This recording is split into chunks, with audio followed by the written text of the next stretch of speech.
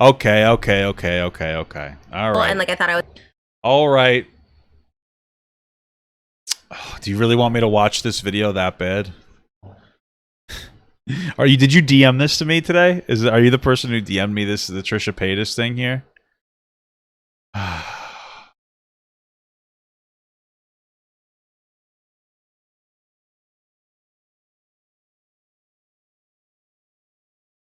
We all know Trisha's stupid. We do know Trisha is stupid, yeah. More Trisha shit. Oh my god, I can't believe you had it already.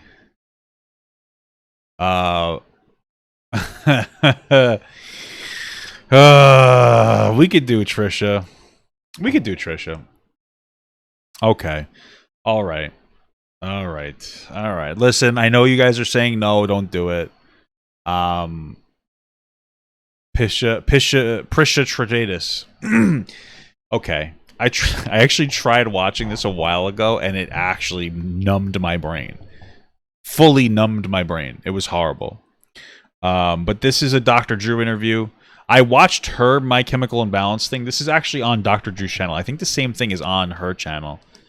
But I'm not going to watch that because it's her... dude. Oh my god, her YouTube stuff is terrible.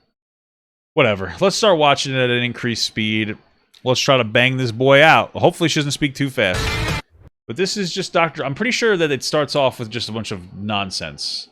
That is something that Trisha's pretty much got down. Trisha, welcome to the program. Thank you for having me. I'm so excited. I'm very nervous. Fantastic. Why? This is so surprising to me. Well, because this week has been, I think, the most hate I feel like their audio levels are off. I've been offline for like 2 days straight because it was so bad. So I've just never gotten this much hate. So I was like a little worried for you and scared. This is a little old. It's from like a couple weeks ago. For you, but then I remember like you're able to handle trolls pretty well. So what hate was she getting? You at got the hate because you were coming on this program. Oh, she was getting hate probably because she's an Ethan person. Yeah, she was just being an asshole to Ethan. Right? Was that what the hate was from, or did something else happen? No, well that. Well, no, I went on another podcast. I never thought about that. My Chemical Reaction is like My Chemical Romance. And before it was even out, I got hate. I heard the same thing happened with this. I said, "Oh, I'm going with Dr. Drew," and then people started giving hate on this. I'm like, I didn't even do anything yet. Well, let's talk about your history because when I first met you came on with me and Adam, and everybody else knew you. I didn't. I'm sort of I'm out of it. And so I was a little confused. I wasn't quite what was going on. And then I think the next time was on Frenemies. Is that the next time we got together? Mm-hmm. Yeah, I remember the Frenemies thing where you were it really felt like Ethan paid you to give Trisha a win after she had a meltdown for being grossly unreasonable. Mm-hmm. Okay, and that show, Ethan brought me in to try to help make sense of what was going on between you guys, and I was completely impressed with how open you were about what your issues, what you were struggling with, and you were engaged. It was clear to me at that time you were engaged in treatment, you were benefiting from treatment, and you were, educational for anybody else struggling with these kinds of issues, and we'll define what they are as we go along here. Okay. And so I just thought, thank you. I'm on Trisha's team. Number one, this is a big deal. It's not a team I would want to be on. Somebody who has struggled is now talking about it, helping other people, and wanting to make a difference for other people. And then what? Trisha's not somebody who's trying to make a difference for other people. Get out of here with that. That's ridiculous. What a ridiculous narrative. She's such a bad person. The only thing that makes Trisha not that bad is that she has low impact because everyone knows that she's horrible. You know what I'm saying? This is ridiculous. Dude, somebody in the chat goes, Dr. Drew is a cloud chaser enabling this specimen. Oh my god. Because I was sort of taking your material and explaining it to Ethan, that got misinterpreted as me dissing on Ethan. Yes, because it was a bad take, probably. You see all that hate? Yeah. I love this specimen. Which was weird. Thing. I didn't understand it at all because Ethan asked me to come in and help him make sense of what you were talking about, which I thought we did. No? Yeah. No. I know, no, I thought it was. What ended up happening is you came in and you kind of just sided with Trisha. Now, I guess maybe to give him the benefit of the doubt, maybe the reason that he did do that is because he's not super educated on their history, and he was just taking the presentation of information from Trisha and Ethan, where Trisha is going to be in defense of herself as much as possible and be as critical on Ethan as much as possible, where Ethan gives her the benefit of the doubt. But also, to that specimen comment, this is what I wanted to play. Oh my God! You so ugly, you look like an extraterrestrial from the Milky Way galaxy. God motherfucking damn. It's one of my new favorite audios. The hate, and then obviously we're not asked back again because I remember after we would film, he's like, "Well, he has to take your side," and I was like, "I don't think he's taking my side as much as at least understanding what's happening." Like, I don't know. What is happening? It's exactly right. And I think he fed into what's called the. Sorry, I accidentally played it. At least understanding what's happening. Like, I don't know. It was weird. It's exactly right, and I think he fed into what's called the split at that point. So he got into the troll split, and no, I don't think so. I mean, think about it. He called me in to ask to help him understand what was going on between you two. You were forthcoming about what your issues were. I was repeating them to him to help him understand them and try to frame his. No, you were just falling for it. You're just falling for it, Dr. Drew. Maybe you're just a really nice guy that takes Trisha too seriously. I think I'll give him a little bit of the benefit of that. You're just kind of a sussy baka that doesn't actually know Trisha Paytas as a person. Trisha probably has him wrapped around her finger too. She probably acts normal around him, and which seems to be the truth, while pushing this very duplicitous narrative. His response to them, because he's not with the one struggling, although he's in the thing with you. He was evoked by what was going on with you. So he's not struggling. Doesn't he have to take medication because he has like severe depression or something? What happened next? It doesn't sound like it was pretty. Do you want to kind of frame that for me without look at all the snakes? I like that. Yeah, no, I'm happy to because I am still in treatment. I actually haven't left since that. I've been sober since December 18th of last year completely. I just got on medication like antipsychotics actually in May. So besides that, I hadn't been on any pills, but that's something completely different. But I just question her diagnoses. I don't know. I also feel like she's constantly during frenemies would say, "Oh, I'm back on my meds. I'm back on my meds," and it just seemed like she hasn't consistently been on her medication for a long time. Which means that she's not handling her mental issues correctly, which means that like it's more of her fault if she decides to not take medication. Also, though, even if that's a mischaracterization, you having a particular mental issue isn't an excuse to be a bad person. And we all understand that the way that a lot of people, BPD, I believe, was what she says she's diagnosed with. People with BPD, they might go on a tangent, or they might have an episode that makes them act in a way that they normally wouldn't. But after that is over and people have calmed down, they come into reality and go, "Oh, I fucked up. Let me apologize to people." She doesn't do that. Her mental illness has nothing to do with her being a bad person. She just is this person that believes what she's saying. She never apologized to Ethan for trying to ruin his life.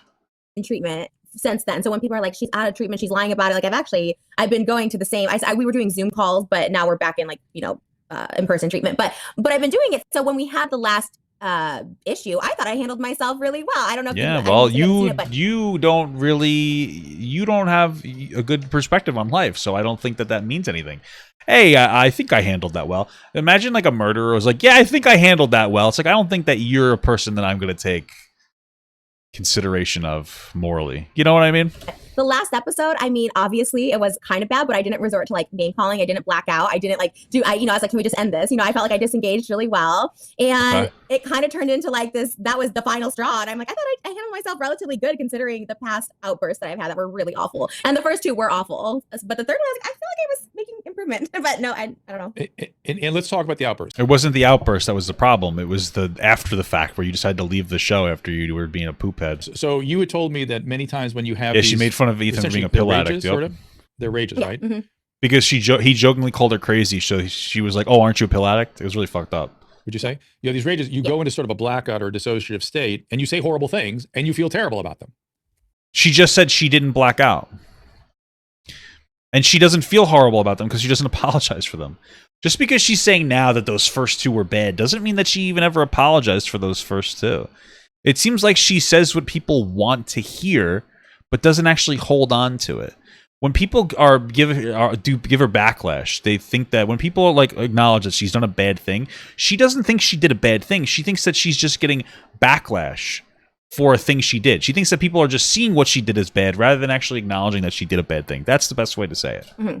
Yeah, and I wonder if you go back and make amends and address it afterwards or not. She didn't. No, she didn't do that. Oh, all the time. And never. Still to this day, because he brought up my outburst in December back in July. And even then I still was like, I will forever feel bad about that. Like that's something that I'll like never live down. And I thought we got past that because everyone said they, was forgiven. But when it's like thrown back in my face, I mean, I'll still continue to apologize for it because it was nasty. But blacks out, remembers everything from the incident. Yeah, right. This last one, I didn't go into name calling, which is like, that's my big thing is name calling, including with, we've talked about with Moses, my fiance, like, and I haven't done that in like since like maybe like 15 or 20 videos about it. Maybe probably December of last year. So since that episode. And so I really, to me, that's making improvements because for some reason that's like the place I went to. And I feel like I haven't really gone to that place. But I do have rage, and like it's just a reason I have to disengage from like reading comments right now because I will go off, and I know that's what we exploited on frenemies, including myself. I was okay with it because that's what makes me different. I guess. Wait, did she just say that she was exploited? No, that's what we exploited on frenemies, including myself. Say like that, she's the victim. They exploited her reactions to trolls on frenemies. They made her look so bad.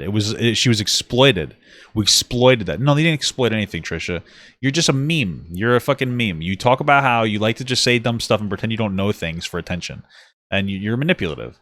Nobody's exploiting you on frenemies. I was okay with it because that's what makes me different, I guess, is my rages, and I was fine with that. But it's just like now I have to really disengage and not do it because I think she's referring to the exploitation is when they would have walk-off episodes where she'd walk away, and to her it's exploitative because he keeps it up and shows her having a meltdown. Okay, it's not exploitative. That's you having a meltdown, bro. You called Hila a bitch, a cunt, and a bad mom because they had babysitters. You're a fucking asshole. That's not blacking out. You decided to come in with negative energy and be a bitch. Because it's just not good for like my mental health, right now. Right. How can we make that worse? How can we make your mental health worse? So when I deal with people that have these kinds of outbursts, I personally look at them as like seizures, almost. Like it's something your brain does and you have no control over it. That's dumb. Yet at the same time, you want to be what a great way to remove accountability from Trisha. Accountable. You can't. How do you balance those two sort of? You can't. You're feeding her a narrative that she has no control over the way that she acts. She's not having episodes. She's being a bitch. Two realities, which is you don't have control once they're triggered. She does. That's a reality. Mm-hmm. Maybe I just don't think that like we've never seen a genuine just like manic episode. I don't believe it. The medication will help. Maybe I'm wrong. Kind of I think of it like a seizure. Yet when patients have this stuff, I do have to kind of go, hey, come on. How'd you get to that point? What are you going to do about it? That kind of thing. Is it just simply both are true? Both are true. And I think because mine was broadcasted so publicly and it was so ugly, it was something that I really had to like seek help for. And the biggest thing for me, and I go to couples therapy with my fiance. He doesn't have any mental illness or anything like that, but he goes with me. That's questionable. And that was the big thing. It's like, how do we stop from being triggered in these rages? Because I recognize them. I recognize the triggers, and I recognize when Ethan, unintentionally or not, like I recognize the trigger, and I was like, we have to stop. What's the trigger? And then it was like, what's the trigger? 30 more minutes of like talking, and he kept saying, you can just leave, you can just get up and go. But I knew that's the reaction people wanted, so I was like, let's just end the show. And I probably said that 4 or 5 times. And anyways, to answer your question, it's like, really just disengaging, really just saying. Nobody would have faulted her if she just got up and left. Like nobody would have faulted her at all. What are your triggers, Trisha? Explain those to us. I don't think you've ever actually explained your triggers. It just seems like you're using words instead of explaining to us what it is. So what's your trigger, Trisha? What triggers you? What is it? What is it that triggers you? And now, Moses, when we had talked last time, it was always like, well, I don't want you to have the control over the situation. We just stop whenever you want, not knowing that like it actually gets to a bad place if we don't stop when I ask. He stopped. And vice versa. If Moses asks to stop, we stop. So I think it was more about boundaries and also just disengaging completely. Like if I do want to fight with Moses, like he literally has to shut a door on me, which is maybe people think it's toxic, but that's just what it is. And an hour later, I'm fine. And I do have remorse. I'm like, wow, what are your triggers, Trisha? It just what's your triggers? It's not the same. You're in a different state. What are your triggers? And do you want to go back to frenemies? Is that something you guys have tried to reconcile? No. She wanted it. No. She wanted it really bad. She was teasing it after it ended. She's like, I would be open to it. And then Ethan's like, no. You're trying to ruin my life. No, I mean, I did. I mean, but now it's so far gone. Like it literally, it's so far gone. So it's just not a thing that can happen. But it's sad because it was so good. But also like today was the first day where I really felt good, just like being out of it, because it really, even talking of like drama, it's just like not good for me. Like I just need to not be in that stuff. Like I don't know if it's something else, anxiety or what, but it really weighs on me, like an impending sense of doom at all times. And I don't like that feeling. So I think it's better that I'm just out of it. And you're not in drama. This is like the weird thing. The way she talks about drama is like, oh, hey, I don't like covering drama because then when I insert myself into the drama, I get pulled into it, et cetera, et cetera, et cetera. But that's not what happens. She literally creates the drama for attention because she's somebody that people don't want to consume. People are like, oh, I don't. What's interesting is that there are people who would watch Trisha Paytas and give her a genuine benefit of the doubt. But that goes away because she can't just be a genuine person and take less views. She'll get less views for her more, we'll call it wholesome content, and then she gets triggered that she's not getting as many views, and so she, instead of just being genuine Trisha, she decides to go back to drama Trisha, and then she drums up controversy, and people don't like that, but she gets more attention, and it's just like this weird vicious cycle. People that may not be familiar with your stuff you've spoken so openly and clearly about, how would you characterize your mental illness? Fake. In 2019 was the first time I heard the term borderline, and my therapist at the time, who's my therapist now, I was like, so I'm borderline, and he would always say you have traits of it. So I love this. Hey, in 2019 I heard about this thing. This is pretty normal for Trisha. She hears about a thing and then she decides she has it because there are some ways where she might identify with it. So she's like, oh, remember when she was trans and then she had dissociative identity disorder, right? So like, this is why people don't believe you that you have BPD, because it's like, oh, I heard about BPD in 2019, so I told my therapist I had it, and my therapist was like, yeah, you have some markers, but you don't have it. Okay. I mean, which is basically the first session. He's like, okay, here, go to like DBT classes, which I never heard of. And so that's obviously for borderlines, but he kind of like did it without being like, I think you could benefit from this. It's also just like emotional. Like, so you don't actually have a diagnosis of borderline, but you go to the classes, something's not adding up. Regulation, which maybe people, yeah, I don't know. I really benefited from those. And I did stop for a minute, but ever since my like getting sober, I've been very active of going. Yeah. So that's two different. Do you have to actually see people with borderline disorder often use a lot of substances, not because they're addicts, because they're borderline. Do you actually have two different phenomena where you have addiction and borderline? Yeah. Oh yeah. Both. But see, when it comes to addiction, it's so weird because I have a really addictive personality. But when it comes to like drugs and alcohol, I never had to go to like rehab. So I don't know if I necessarily was addicted. I think I just misused them, like pills. I would just misuse them. You just said you were addicted. Now you're saying you're misusing them. What? Right. But I think you once identified as, or maybe more than once, as sexually addicted. Yeah, I have a. Yeah, because she probably likes sex and she decided that she's addicted to it. When the reality is she validates herself through sex. That's it. Yeah, definitely sex addiction and impulsive spending. Oh, do you have diagnoses for these things, or are you just saying these things? Because you don't seem like the impulsive spender kind of person from a diagnosable perspective. You seem like the entitled bitch kind of a person that feels like you should just get whatever you want. And I think that's a clear difference. You just like it's hard to, when it comes to anybody else with some kind of a diagnosable thing, I'd always take their word for it. But when it comes to you, Trisha, no. Like a compulsive shopper, I spend money like insane. Like there's definitely an issue with that too, and eating and all. So I have a lot of addiction: sex, food, shopping. Addiction. It's serious. It's not just like a girl. No, I know it's serious, and I still think it's just borderline. But because the behaviors are serious enough, you have to approach them like separate problems. You understand what I'm saying? No. Mm-hmm. It all goes with borderline, but if you're going to make yourself broke, you got to get that shopping under control. You got to, or if you're going to hurt yourself with sex, you got to stop that. And then I don't know. I mean, I disagree. Maybe we don't have to stop that. I'm not trying to be an asshole. Maybe that's a little too rude. Way to do that. Yeah. The shopping. There's different kinds of shopping addiction. Some people like debting. They like being in debt. Other people like the high of buying. Well, she's not in debt. So. Buying sort of rituals. Anything like that for you, or is it just sort of a manic thing? It's just really manic. It's just that she likes a thing, so she buys it. That's it. She always from fucking birth, dude. She's like quoted by saying, "Oh, when I guilt people, I get things." Like she just seems to want things, and that's it. She's an asshole. It just makes me happy. I like downstairs right now. There's probably 200 unopened boxes, and I don't even care when they come. I don't want to even open them or any. I don't care like what they do. I just like it. Thank God it's cutting out. With the buying. Yeah, I like the. I like buying it because I like being like, oh, I'm scared of going broke one day. I mean, listen, I understand that there is a psychological response when you buy things. Everybody gets it. It's just hard to take her seriously. And so I just buy as much as I can. For the past 10 years, I've been like that. I'm like, let me just buy everything now. I got money. And then if I see the money going down, because I can, I'm not in, I don't go in debt. So I'm not like, I don't think I've seen those severe issues. And I'm like not in debt, but it's definitely an issue where it's just like, I just can't every single day. So then why is it really an issue? So you have the money to buy these things that you don't need. So you buy them. You're not in any financial crisis. So is it really that big of a deal? Spend. Why didn't you have like a money manager, somebody that controls it, so you can... Why don't you get a conservatorship? Spend this, but you have something else over here. Do it in a structured way.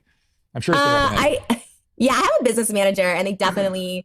But I'm definitely like, no, I need to spend it for this reason. I try and justify it because I'm kind of like a new age job of an influencer. So I kind of be like, but I got to show it, and I got to do this, like kind of so I kind of tell them like, no, but I probably should, like I'm like, I have to spend it. Like this is what I do. Well, there's some reality in that, right? I mean, that's not completely false. That's true. It's just whether it can be managed differently. So and then sex. You now are in a monogamous relationship, right? Yeah. And boy, let me be. I've not checked in with you. Are you cool with this conversation? Is this all stuff? Because I think I hope, first of all, I hope people empathize with you on one hand, and secondly, I hope you also help other people because these are common conditions. So this is cool conversation. I'm super open. Yeah, of course. I mean, I just know everyone's like, no matter what I say, they're like pathological. Like everyone just thinks I lie about everything. So I mean, I don't know what to say other than like I speak my truth the best I can, and yeah. Where is that coming from that they insist you're always lying? I again, with borderline, sometimes reality gets a little murky and you probably do kind of lie sometimes, but why do they insist everything's a lie? Because she's always lying. What do you mean? She's a lying asshole dickhead. What are you talking about, Dr. Phil, Drew, whatever? I swear I actually have no idea. Even like recently, as of recent, everything I say online, because I am so careful to like not get sued or say the wrong thing. No. Like I really don't feel I've like lied about anything. There was one video that you lie constantly. In fact, I'm pretty sure a lawyer could do the Tucker Carlson defense, because like there's no way anybody could ever take you seriously. I legitimately think that if you went to court for slandering somebody, the judge would be like, yeah, she's so wildly inaccurate and irresponsible and such like a non-person that she's just so dumb that nobody would take her seriously. That would be a legitimate legal defense. If I was a lawyer, I would bet my entire legal career on that defense. And made exposing me after frenemies. And the one lie he showed of this whole thing was like, oh, she said she watched The Addams Family, but then on our podcast she said she didn't. Like that was the one lie, and everyone's like, she's a complot. That's all I can think of. I mean, maybe the chat will say different, but that's the only thing I can think of that I've like lied about. And our last episode of Frenemies, which never aired, I like confronted him about it. I'm like, everyone thinks I'm this liar. Show me a text that I said this, and this, and he couldn't find it. And I was just like, that would have redeemed me, and it just never aired, and it just sucks because everyone's like, you're a liar, and I'm just you are a liar. We finally got the cleared air on that whole situation. Ethan had said it.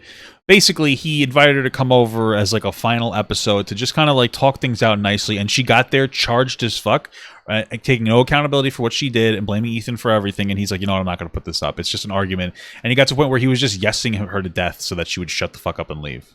A lot of things, like I have like a lot of things, but lying is not. I'm really focused on that. What would explain an untruth? What happens to you that might explain you saying something untrue? She's dumb. Lying is a specific thing, right? Lying is willfully deceiving. That's different than speaking an untruth. And I'm guessing that you speak something that maybe is a distortion or God knows what. What would make that happen for you? Breathing. Again, the one example that he called me out on and showed my screenshot, and I'm like, okay, that it was this Addams Family thing. He sent me costumes. I'm like, oh my God, love that movie. And then like 2 months later, we're doing the podcast. I'm like, I don't even know what this character is because that was the truth. And the reason I do this, and I do this in real life, like just like with my fiance too, I'll like hype people up. And sometimes like I just like, I'm like, yes, great idea, because I'm like, what, you know what I mean? But so in that sense, bro, you're literally on record saying that you like to play dumb because people like it. You like the attention from it. That's more likely. I don't know why. The live chat's not available for this I video. do the same thing with my fiance. I'm like, when we first met, like that furniture you made was so great. It's like wood tables he makes. I wasn't into it, but I hype him up. I don't know. It's something weird. Is it sort of more on the exaggerating spectrum? No, you're just taking everything she has to say. Yeah, I mean, exaggeration, or crazy. I'm very dramatic, and I can exaggerate, but especially when I'm talking about other people in situations, I really try not to exaggerate especially because like the stuff I've said has always come out to light to be true, but people at the beginning like don't believe me. So I definitely like exaggerate, and I do have, as of lately, there's been like hard differentiating reality and delusion. So when someone tells me I did something and like it didn't happen, like that really messes me up, and like that's a real big issue for me. That's what I was concerned about. She learned a new word, so now things are that word. That's basically what she's saying, honestly. I worry about that because that's the liability in this condition. So talk more about that, because I think that's what people are misconstruing as lying, I suspect. But go ahead, because lying is willful deception. Willful deception, speaking untrue or misreporting or not remembering or misremembering. That's a distortion. That's not a lie. You like how he's giving her an excuse? Like, it's not that you lie, Trisha. It's that you're pushing around misinformation. That's not your fault. Nothing's her fault. So talk about that. Yeah, so that's the thing. It's like, especially with childhood stuff. So recently, I started like a podcast just talking about my mental health, and I always am not a mental health expert. Just talking about everything from like childhood to the beginning, right? Wait, you're not a mental health expert? Holy fuck! I just didn't know. But the problem is, I blocked out a lot of it. So through my own therapy, going back to that, I'm like kind of remembering bits and pieces. It's very interesting. This is actually something that happens. A therapist can suggest to you a thing happened, even if it didn't happen, and you'll believe it. It's a very interesting phenomenon. But sometimes you don't even have repressed traumas that get pulled out. Sometimes a therapist can pull a trauma out if they're not careful enough. Or force it or trauma that you never knew about. When you open yourself up to somebody that closely, like in a psychological sense, you can suggest things happen to them if you take their word for it. It's very bizarre. You'll have to look it up, but it's a real thing. Sorry, someone's calling me. Let me decline that. I remember bits and pieces. But there are parts of my life that feels like it wasn't even me living it. So I'm kind of, sometimes I question if that was real. And I also, so it's like, it's almost like I like relive my life like a movie. Worst, and like true. I remember things happening, but then I'm like, okay, but did it happen? Like it's very fuzzy. And it's like, and that's more of when I was like a kid. And obviously as an adult, when I was doing, sporting and doing being a hooker and stuff like that, like I was like, that's also stuff where I'm like, okay, what really happened between the drugs and between me just blocking it out? Like, I'm like, what was real? And, you tell yourself stuff so much throughout life. And I'm just, so that is true. So when I talk about my own experiences, I do think people are like, well, that day doesn't go out with that day. And I was like, maybe, and that's why I've just always been really hesitant to talk about things like that, because I am just so foggy on a lot of it. And I don't know what, I know stuff happened, but. Yeah, people have to understand that this is something you and I have not. How can you sit there and say that you're incredibly foggy on like every bit of information that comes out, but then still take your own word for your interpretation of the frenemies drama? It doesn't make sense. I talked about it, and again, I hope somebody out there understands. I feel like people would be mentally distressed if they truly felt like they didn't understand what was actually going on in their day-to-day life. I very highly doubt that this is as big of an issue as she's trying to make it out to be, if it's even an issue at all. To understand how our brains work. One thing you're talking about is memory function, which is affected by trauma and affected by a million things. You're also talking about drugs and alcohol affecting your perceptions. You're talking about sort of delusional things that your borderline process brings in. Like, why didn't you just go on our OnlyFans and fuck her? I don't understand. Like, 'cause this is basically what this is you're just really just jerking off to her right now. Like, yeah, Trisha, oh, nothing is your fault.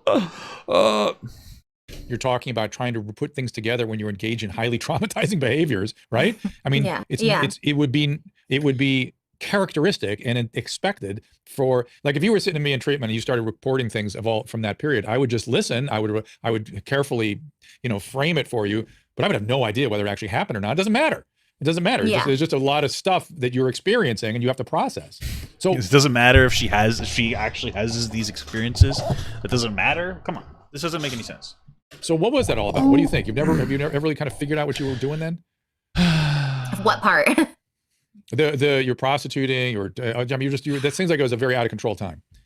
Yeah, it's funny because it was out of control, but like that part I remember more so than like my childhood. I really like childhood feels like none of, I don't even feel like as a child ever, or a teenager. Like that to me is all very much a blur. So there's a lot of stuff there. Isn't that how it is for like everybody though? You get older and then your childhood becomes a blur. I don't remember a lot from my childhood. That's not like a diagnosis. I just don't remember specific events because it was a long time ago. That's pretty normal. I feel like she's conflating reality, like she's conflating normal human behavior to these diagnoses. I guarantee you, I would not doubt that if she goes and she looks at the different symptoms of particular disorders or disabilities that she feels like she has, and then she over-identifies with it. She's like, oh, I don't really remember like the breakfast I had when I was 12. Yeah, no shit. You remember some events that stick out, but your brain doesn't need to hold on to those. And I feel like she decides to interpret that as some kind of like a mental issue, but when it's not. Escorting, because she has a whole book about her fucking past, and then it's completely inconsistent. She'll change everything constantly. Like, she has a book about her past where she talks about how she was in school and she would dress like overly sexualized so that she could get attention from guys, and the teachers would hug her and she liked that. And then she changed that narrative years later to she never tried to dress sexy. Everybody just perceived her as sexy. And then that's why she left schools and she was sexually assaulted. And it's one thing to repress a trauma and then like remember the trauma. It's another thing to have wildly different details. It's not like it went from I liked to dress provocatively as a kid for attention and then I got assaulted. It's not your fault that you dress provocatively as a kid and get assaulted. It's the assaulter's fault. It's not like she maintains the overall general story and then she remembers an event that aligns with the story.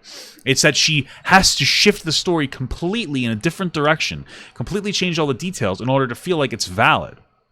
I remember it a lot more vividly. It's just one of those things where and like getting into it even deeper, I feel like the reason that she felt like she needed to change the narrative from I used to like to dress sexually provocatively for attention to I never tried to dress sexually provocatively is because then she would feel like it would somehow invalidate her assault because she was dressing sexy, which it doesn't. That's quite literally an aspect of rape culture to blame what you were wearing on your assault. And I feel like she actually does, and this is a stretch, this is obviously a speculation, but she actually feels like somehow a child dressing provocatively would justify somebody assaulting them, which is insane because it doesn't.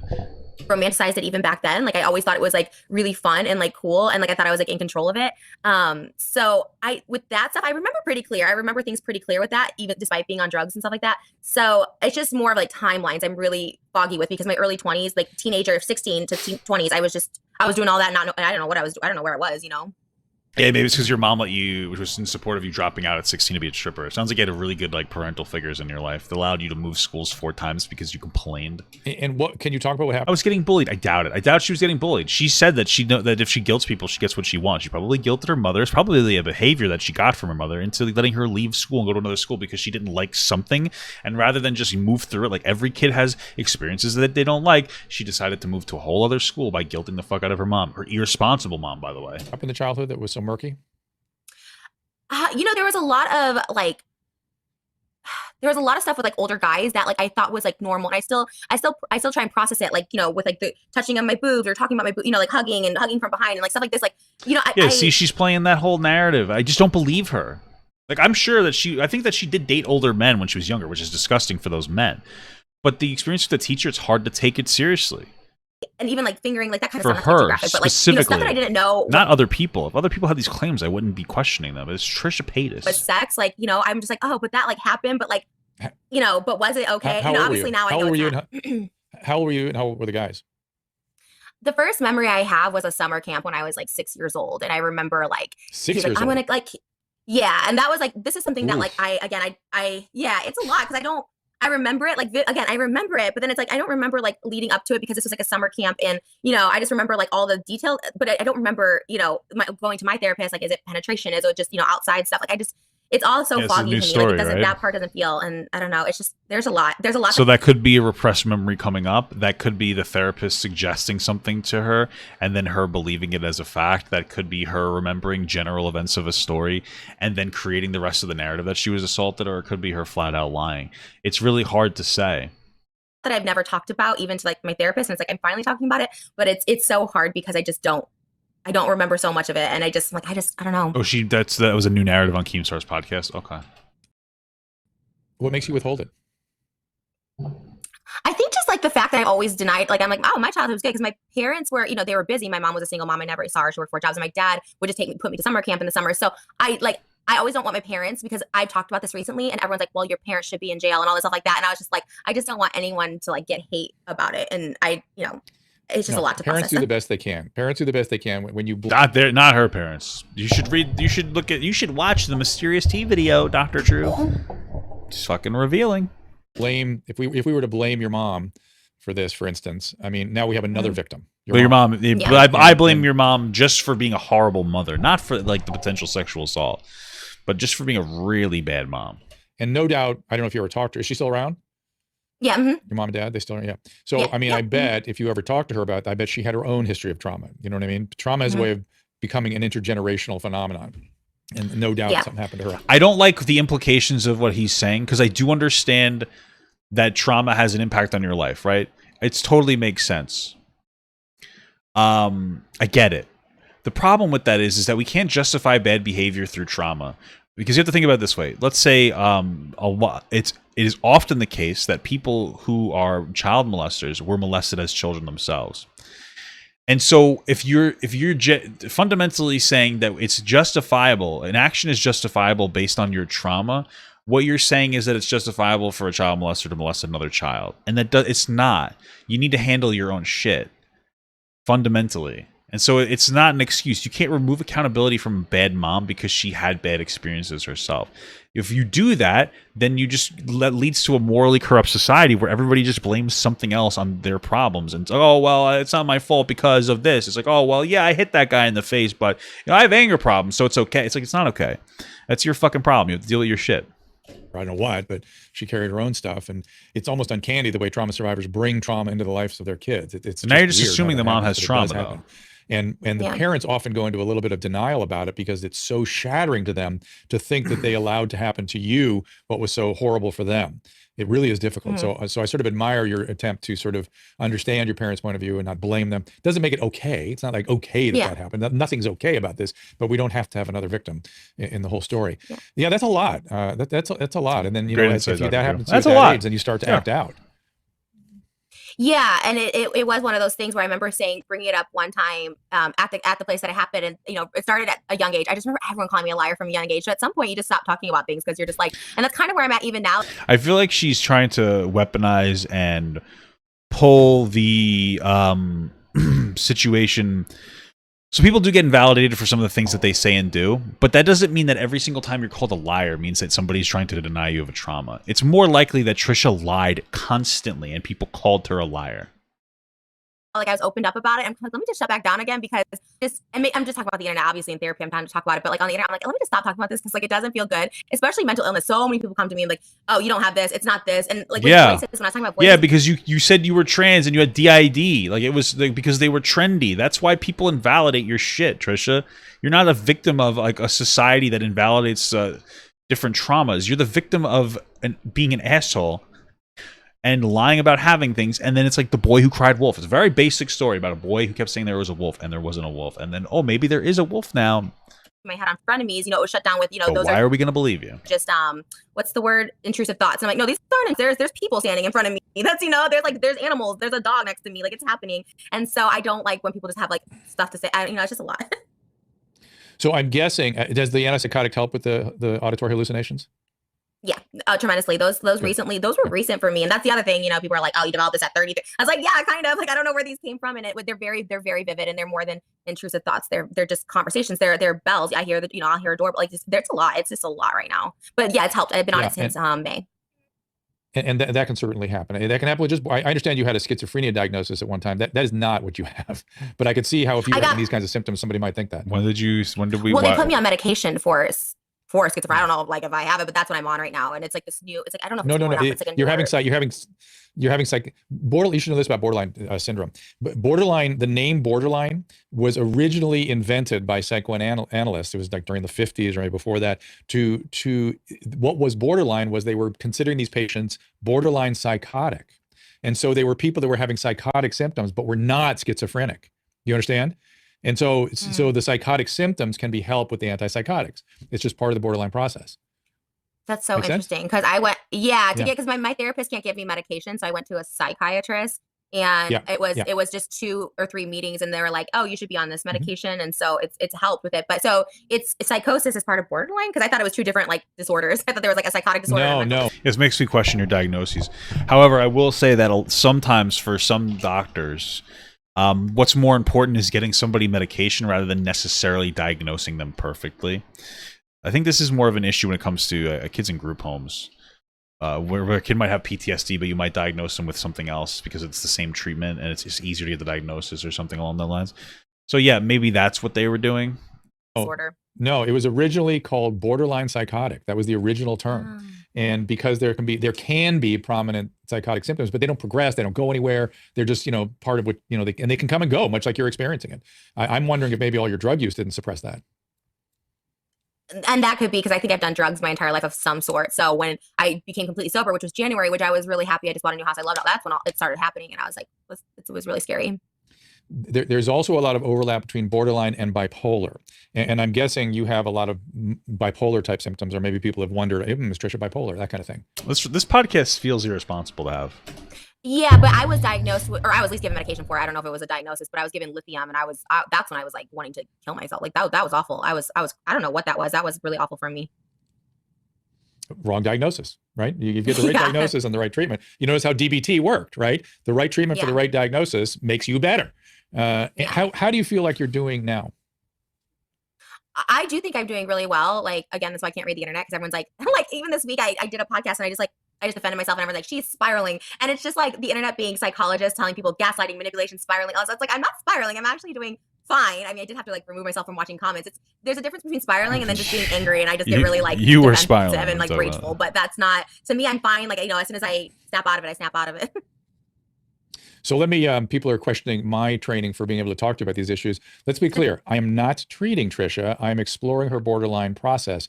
I personally treated 2,000 or 3,000 borderline patients with drug addiction. I spent 30 years working in a psychiatric hospital. Borderline disorder was exceedingly common. I would always, of course, have the psychiatrist and the psychologist render the treatment, but I had to have a very deep understanding of this condition in order to do the work I did, treating out addicts and alcoholics in an inpatient setting where we dealt with people with multiple diagnoses. In fact, one of the things... it's entirely possible that she has all these things. What he's saying makes sense to me, that like if she actually was on drugs, that could possibly suppress her diagnoses in some capacity.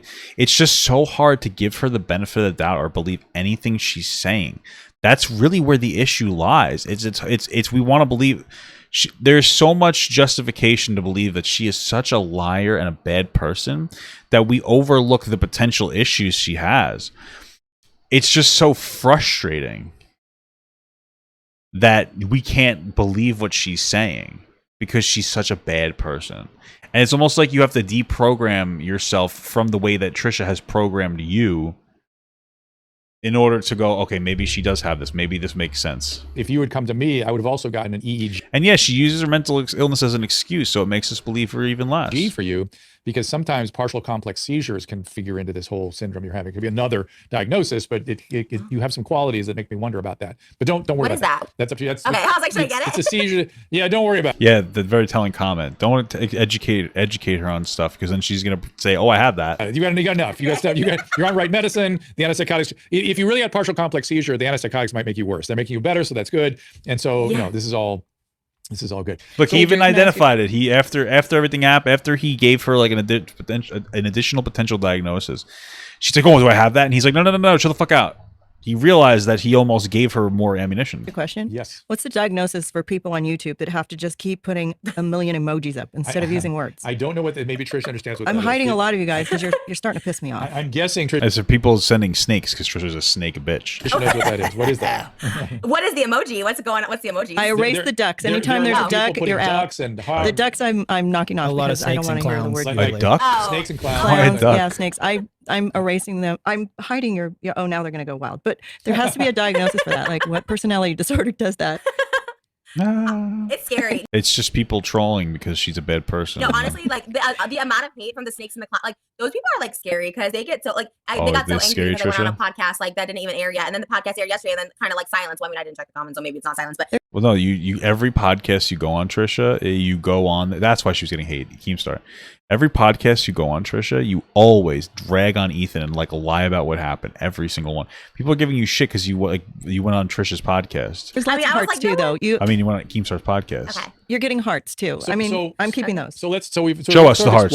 Show me the hearts, and I'll give you a sub. I'm trying to sort of open up your disorder so show us the hearts. Understand it, because people recoil from serious mental illness, or they think it's a bad person or some kind of it's your personhood that's at issue, when in fact this is a psychiatric syndrome.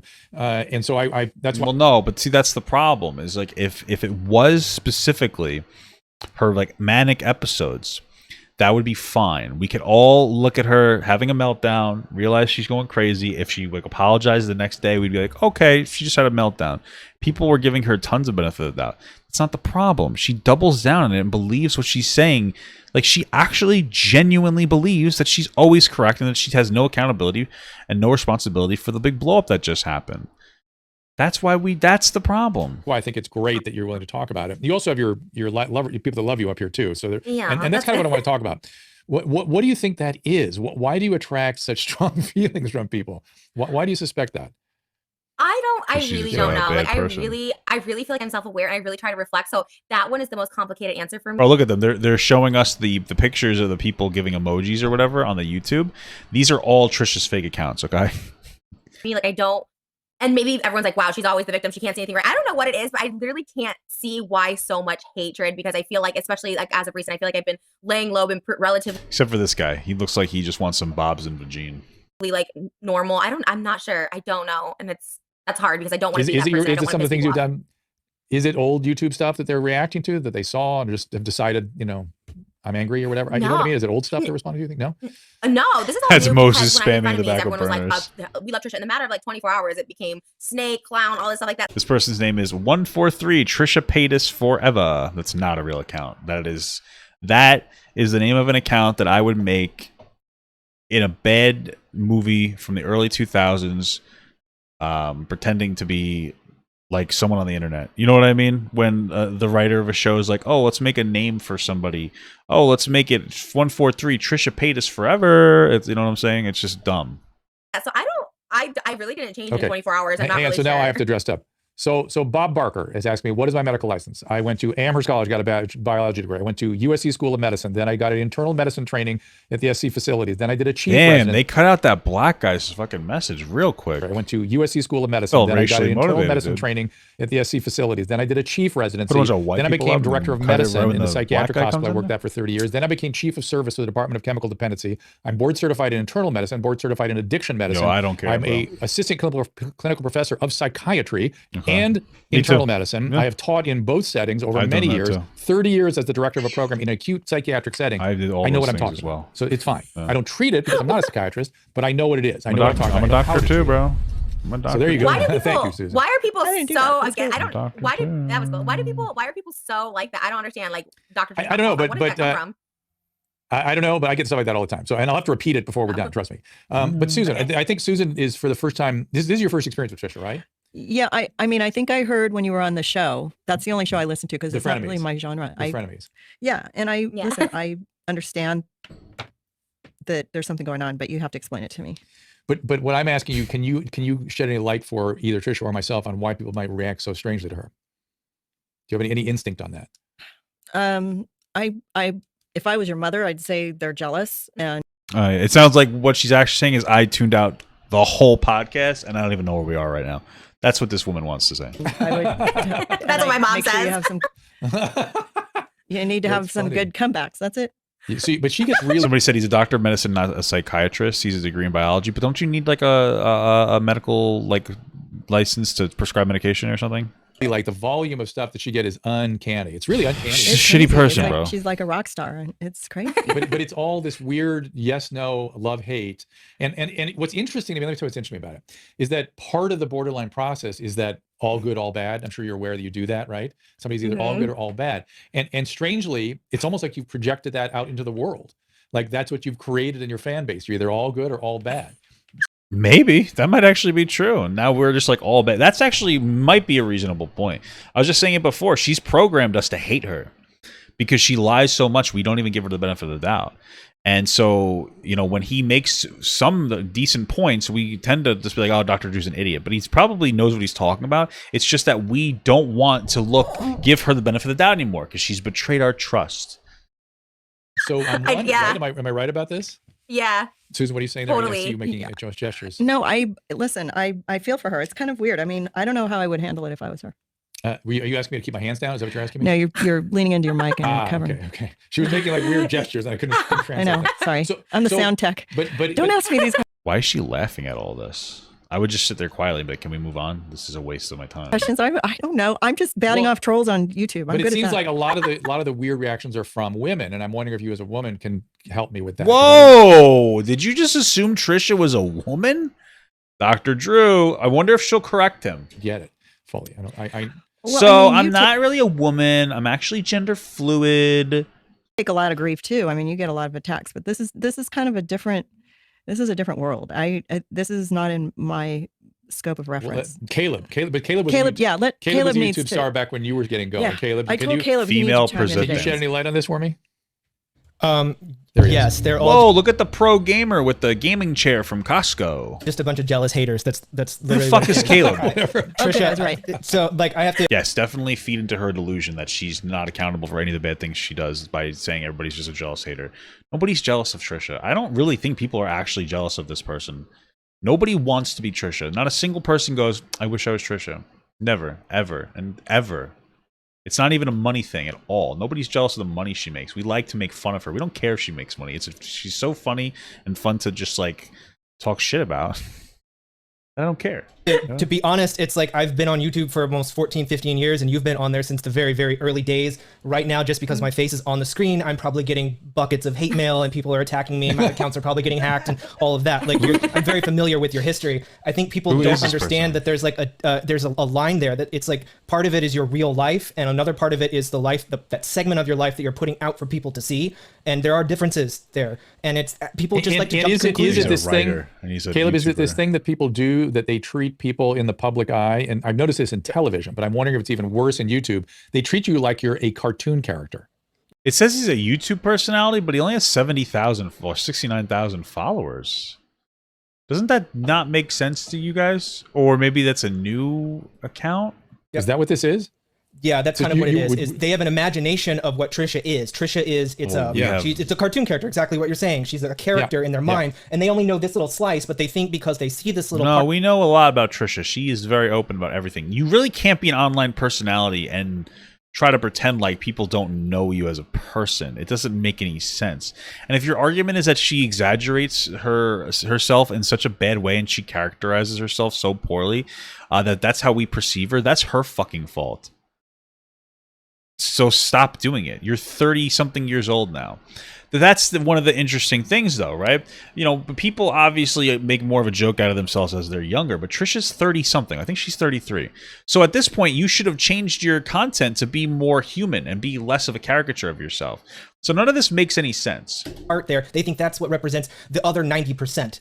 But it's really just this 10%. It's this part of it. So profound, people are so quick to judge. They just want to judge and they just want to hate, and they don't actually go and actually watch the stuff. They want to see bits and pieces and clips. And yeah, you can take anything out of context and line them up. Caleb Nation. But Caleb, how about the fact that here's Trisha being very, I think, courageous, and I think being exemplary in terms of helping other people with what is the word? What does the the word courageous mean to you, Dr. Drew? That you think that she's being fucking courageous?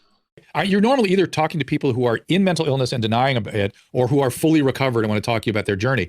Trish is this rare person that is telling you during her journey what's happening to her. That's kind of an opportunity, I think, to learn and hear about it, and I think that's something to be applauded. Am I wrong? People would much rather focus on that one time that Britney Spears was shaving her head as opposed to all the other times in her life. They want to focus. Yeah, that's dumb. This is the dumbest. That's like, what a terrible comparison. Could you imagine being in today's social climate where everybody's demanding to free Britney, and we're all understanding that the reason that Britney had that meltdown was because of paparazzi harassment and the fact that the media was like overly sexualizing her and demonizing her?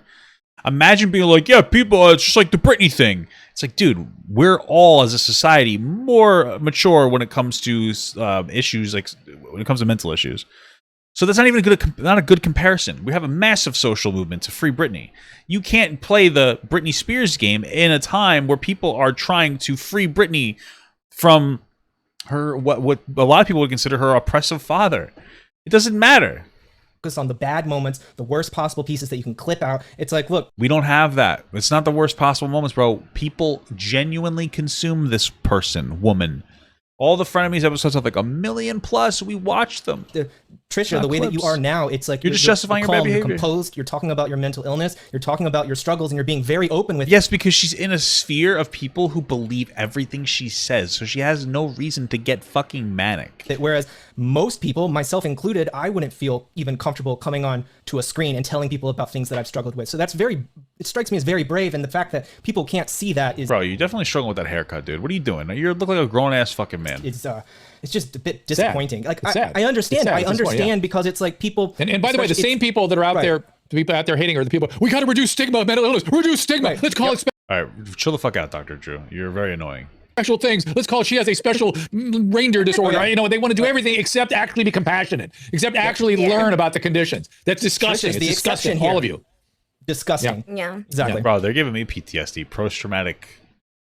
I was gonna say PTSD. It was like post-traumatic Trisha disorder, post-Trisha something. I don't know.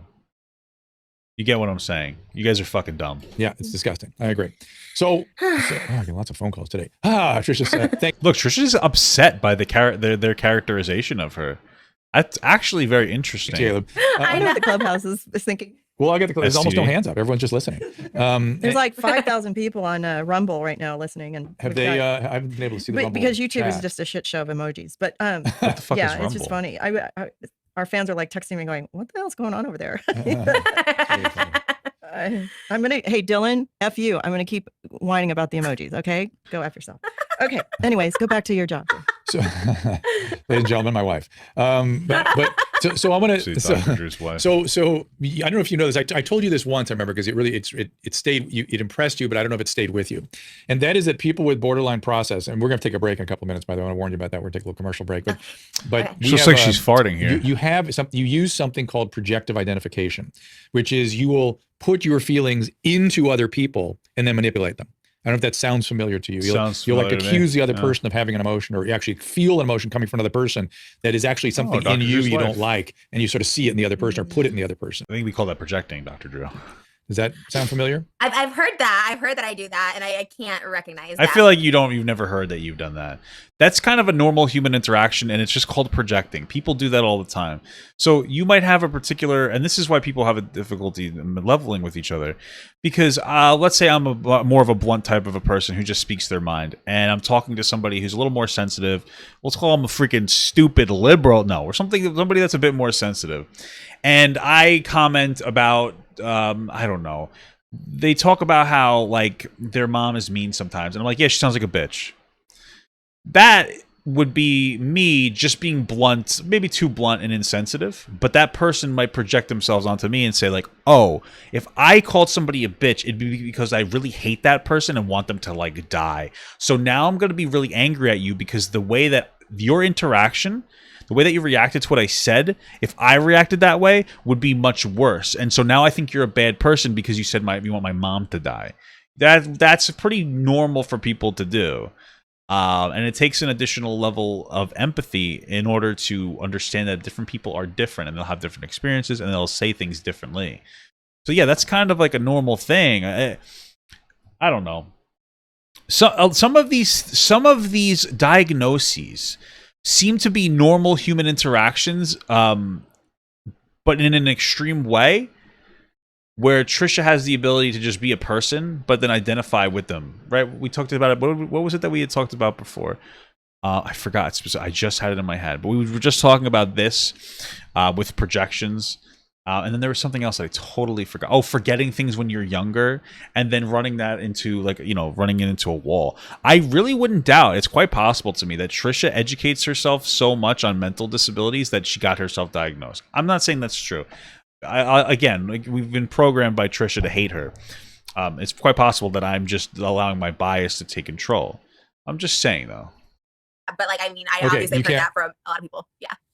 Okay, so what that is when somebody is in the room with you, they'll feel something unpleasant, and if they're attuned to themselves, they'll feel like that unpleasant feeling isn't a part of themselves. Like, where did that come from? It came from Trisha. That's part of borderline disorder, is that you can do that. Wow, so Trisha has an aura about her that disgusts people? Is that what he just basically said? Yeah, and again, that's what I think is happening with you in the world. Have I ever thought about being on political panels on Twitch? Sure, why not? Like, you're projecting a part of yourself into the world, and they're all responding to it with this split, this good-bad split. Wow, that's interesting. So how do because the last frenemies was literally that. He was like, you're getting angry. I'm like, I'm not angry. And then I started— You were getting visibly angry. What are you talking about? You're not angry. You were getting visibly angry, Caddy. You were being horrible. You were being a bitch. And then you just kept saying no. And it wasn't a mental thing. I guarantee you, it had nothing to do with any type of mental disability.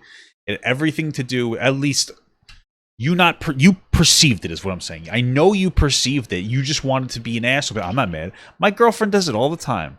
Hey, baby, you mad? I'm not mad at all. I know you're mad. Like, this is what we call gaslighting. Started getting angry because he's like, you're angry, and that's okay. And I'm like, but I'm not angry. So then everyone was like, he's like, you're gaslighting me. So then it becomes like, yeah, but how do I stop it? Like, I really didn't feel angry in the moment, and then I got angry, and then I was like, well, what the hell? Like, how do I? There's no way you didn't feel angry in the moment. You were expressing, like, a deep-seated anger. Oh my God, this is ridiculous. I knew that. Dr. Drew's giving her ammunition. It's like, not that I was angry. It was my aura projecting. Now we're into fucking astrological signs. And I don't know. I don't want to be that person. Yeah. Trisha is basically a poison type Pokemon. It was either him projecting anger onto you or him experiencing your anger that you hadn't felt yet. Isn't that interesting? I had not felt Isn't that crazy? I swear on my life. Yeah. Because I was like, I'm fine, just having a conversation. And then by the end of it, I was. That's the weird thing about that is the uncanny. If you deal with borderline a lot, you would understand this as somebody on the other side. It's an uncanny quality. It's kind of, if you ever walk in a room with a baby that needs something, it's kind of what they do to you, right? A baby will cry and scream and it'll inject something into you. You're like, I got to solve that. I got to fix it. It's not. What the hell are you talking about? It's a baby. A baby's having a fucking problem. So you're like, hey, baby's having a problem. I got to take care of it. This seems like we're going through a lot of loops to just basically say people acknowledge the attitude you put into the room. Oh, if you have a baby crying, you react to that and you start to get stressed. Like, yes, because you don't want the baby to cry. So what we're really saying is Trisha walks into a room and she's an asshole. So we're like, this is an asshole. We have to walk on eggshells. You're basically saying we have to walk on eggshells? you feel uncomfortable, and it's something similar to that. This whole process. So how do I stop? How do I stop injecting it? You work on you do your DBT. Yeah. It settles. Hey, maybe you play DBD, Dead by Daylight. Something that just kind of the borderline stuff. You never really get rid of it, but that's just you. That's going to be Trisha should be a bad guy in the game board. Dead by Daylight. You are, you know but the intensity can really dramatically go down. It can go down a lot, and it doesn't have to bother you or be a symptom that is problematic. What? I mean, now I'm like, you want to go away. Well, now that you're telling me all this, now I'm really thinking about how I can use what you're saying as a way to gaslight people more. No, yeah, because like I obviously understand that I'm a problem in so many ways, but I'm like, what am I doing? Like I really try to see hard so I can like stop doing this, but I keep doing it, and I'm just like, it's really scary. I don't even know I'm doing it. That's right. You don't even know you're doing it. Just do the DBT. I'm serious. Yeah. Stop. It's designed to help with that. Okay. Stop. Because like this sounds more like she's entitled. Think about what you would do right now. And that entitlement is being exacerbated by her mental illness. That's the problem. If she was raised well, she would be able to identify the ways in which she's being bad. But because she's not raised well, she can't identify it because she thinks that she deserves to be the dominating perspective in a room, and that like what she thinks and says goes. With DBT to help you with that thing that you can't see is happening. Yeah. Right? But not recognizing it, I think is like, because they always say like assess like the little like, resting, like assessing the situation. And I'm just like, I sometimes I can't even see it. Cause this is the book I use. It's actually right here. It's like, this is the book I use. And like, I've been going through it. Like, what do you use it for? To what? Put food on your lap? You know what I'm saying? Like, that's what I use the books for. Let's put my laptop on my lap and not burn my testicles. Right. Yeah. And so I just, but for me, it's like, if I don't recognize something, how am I supposed to? Yeah. But I think part of the assessment is assessing what's going on in other people, right? I wonder if Trisha's having like a genuine, like, I want to learn about myself moment. Like, what if Trisha was just has such mush brain that she hears these things and she's like, that might be me, and actually believes them and tries to educate herself, and she's just gaslighting herself. How fucking weird would that be, bro? Right? You kind of assess what the other person's experiencing. That's the part that's going to help you. Because that's what starts to break down in borderline. You can lose track of what other people are experiencing, and that's the part you got to keep your eye on. Okay? Make sense? Yeah. No. Yeah. Listen, I think you're going to be a lot better. I don't think you have to worry about yourself. I really don't. Now, but there's a lot to do, right? There's a lot of stuff, and you're taking it very seriously. You should be proud of yourself. I understand at one point you thought you might have dissociative identity disorder. No, she didn't. She didn't. Shut up. She was saying that because it was a trend to her. A lot of dissociating? Yeah. I call it blacking out, but I black out. Again, not recently. So I don't know. Maybe it's the drug you stop. I don't know. Maybe there's something that helped it, but not recently. But I mean, all the time I would just remember or not remember what I said. So yeah. And is that usually in a rage, or just gonna happen randomly? Yeah. No, always in a rage. And sometimes like TV appearances. Whenever I do TV shows, I wouldn't remember what happened and stuff. I'm like, oh, that doesn't even seem like me. I can't even watch myself on like TV, but. Yeah, that's normal. I think a lot of people are sort of outside themselves when they perform and stuff, things like that. It's not that uncommon. Yeah.